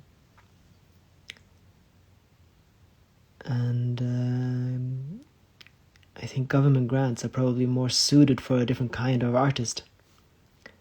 But it would be wonderful if there could be easier way. I know when I started out, it would be wonderful to just have a place where I can just sell it, and because Elena has made all of our internet things. Most artists, just like me, are not really able to make a website or don't know much about marketing and so on.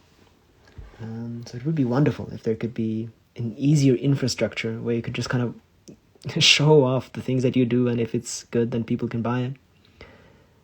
And I know there are kind of attempts at that, but a lot of it is kind of a little bit scammy at the moment still, where people kind of try to sell art of so an enormous amount of people, and then kind of they live off it, but no artists can.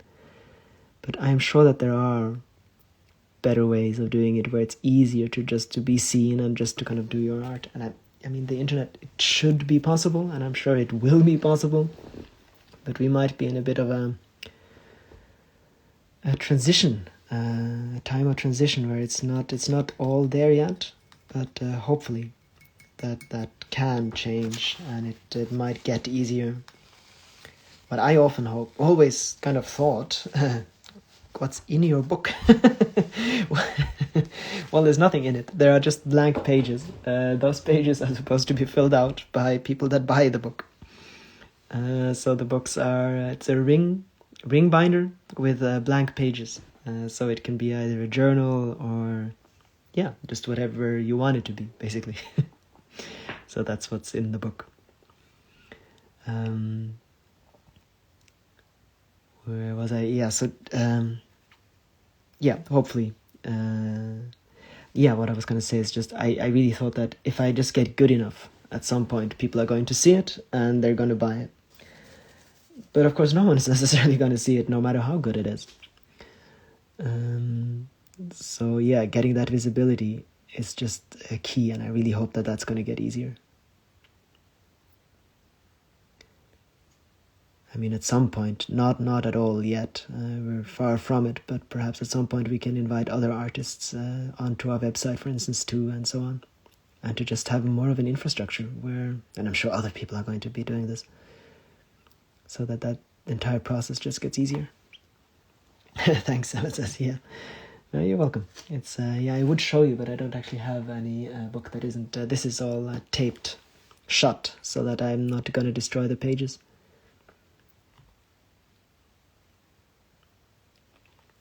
It's like a sketchbook. Yeah, absolutely. Absolutely. Well, why not? I can open up the book and show you. So I have quite a lot of them, and I haven't taped all of them shut yet. So I'm just gonna open this up a bit.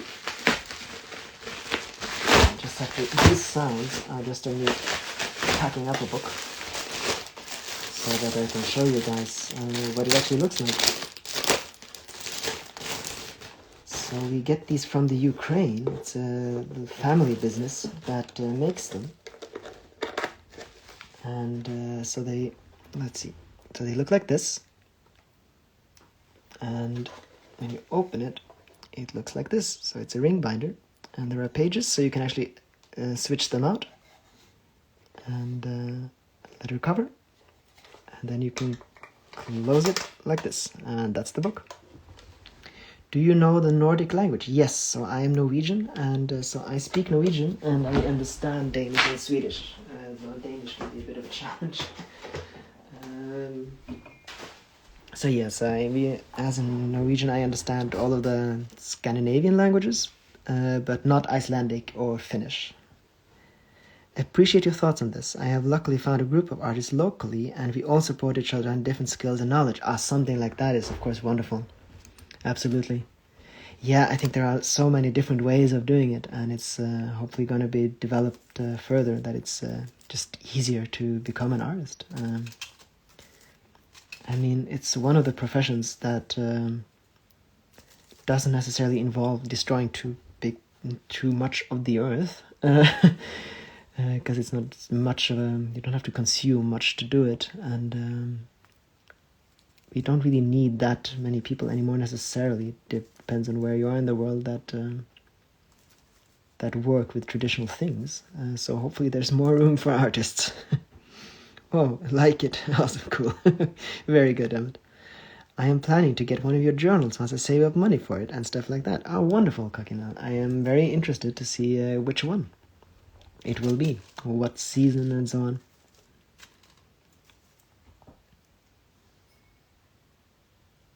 Yeah, I know these journals, of course, are quite a bit. I think they're actually, after the oil paintings, they're actually the most expensive things we have now.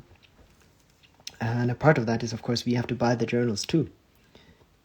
So we have a lot more expenses with the journals than anything else. And of course, it does take quite a lot of time to paint them. But yeah, since the books actually cost quite a bit for us to buy, that is one of the reasons why they are quite a lot more expensive than, for instance, a cup or a candle glass. And for their size, well, actually, it's not much more expensive than a painting, but yeah, for us it is.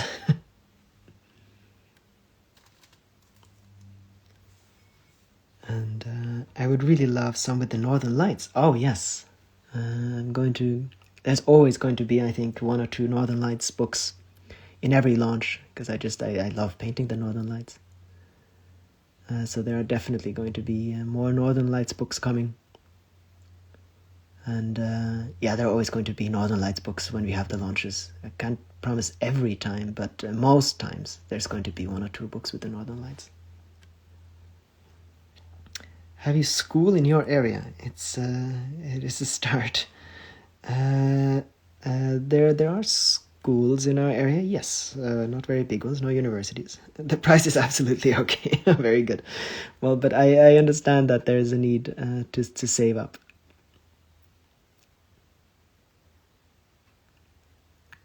And the lanterns are going to be quite a bit more expensive too, because hopefully we found the lanterns that we really like, but they're much better quality than the last lanterns, and so we have to buy those too. And let's see.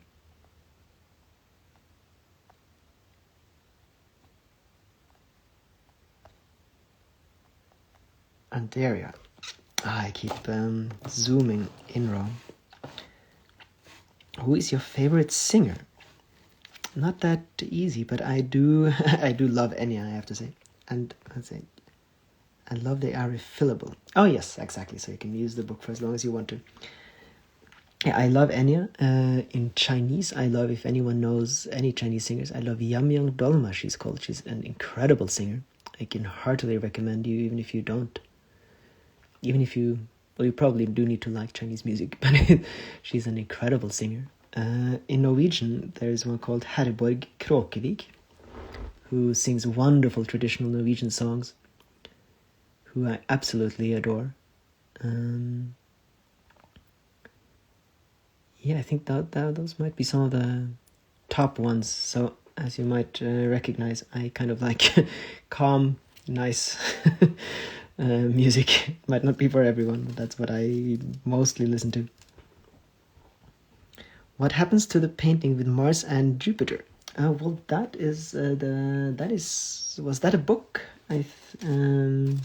Or was that a painting? If it's a painting, then it's still available in our store. If it was a book, then it's sold.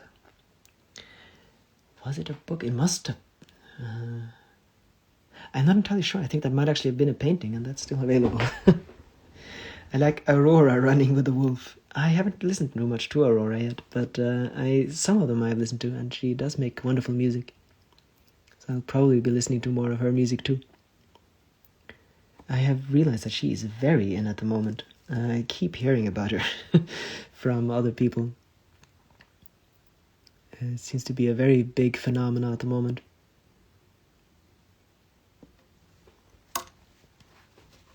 And yeah, she has lovely, wonderful music, so I should probably listen to more of her. How is life at the farm? Is it how you dreamed it would be? I loved Lena's video. Yeah, it's wonderful here. Yeah, absolutely. It's really great, and we're so glad to be in this area now, and yeah, just to settle in here. So absolutely. I think it was a journal. Do you remember?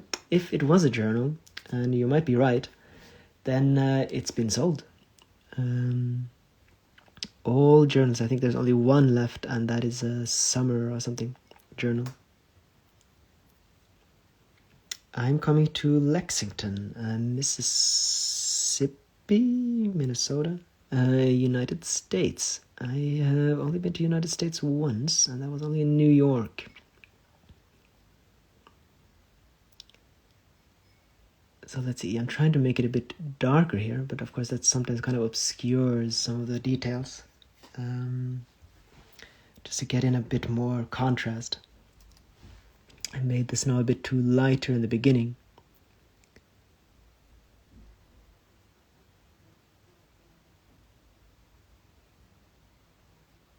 Yeah, all right.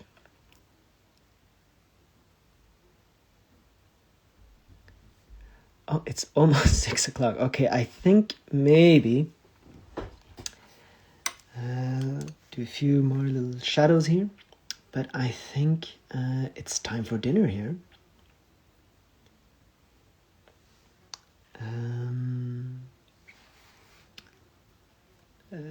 I could continue this, keep it going all evening, but it's time for dinner. So I'm gonna zoom out. You can see the book, and I'm just gonna clean up my brushes and give you all time to say goodbye. So I've had a really wonderful time in this live stream, and we've actually broken the record by quite a bit. It's been going now for 3 hours and almost 45 minutes or something. Yeah. So thank you all so much for joining the stream. And yeah, we almost finished the book here. And we almost finished the first one too. So I've actually gotten quite a lot done today, actually. And it's thank you so much. This is a peaceful afternoon. Inky, thank you for joining. Sunning says, thank you for sharing your skills. Anna says, awesome. It's been so interesting and chilled. Yeah, it was a wonderful time here, and much more chilled out now myself. Namaste to you too. And yeah, it's always, I'm often a bit nervous here in the beginning of the stream, and then I just relax, and you guys are always so wonderful. Much love from Germany. Thanks a lot from Insta. Have a great evening, everyone from Cockinell. Have a dinner with beautiful nature. Love from Emmett. A nice evening from Trimos. Smiley from Live. Have a nice evening, Susan. Say hi to your daughter from me. Bye, Joachim. Thanks for the live stream. Thank you. Thank you, guys. And thank you guys for joining me for such an incredible long time, too. And yeah, just hanging out here. It's always such a nice experience. And yeah, so glad to have you guys here. Okay, bro. Bye. Okay, Emmett. Bye to you too. Okay. And that's it for now. I'll see you guys in the next stream. Thank you so much for joining. Bye.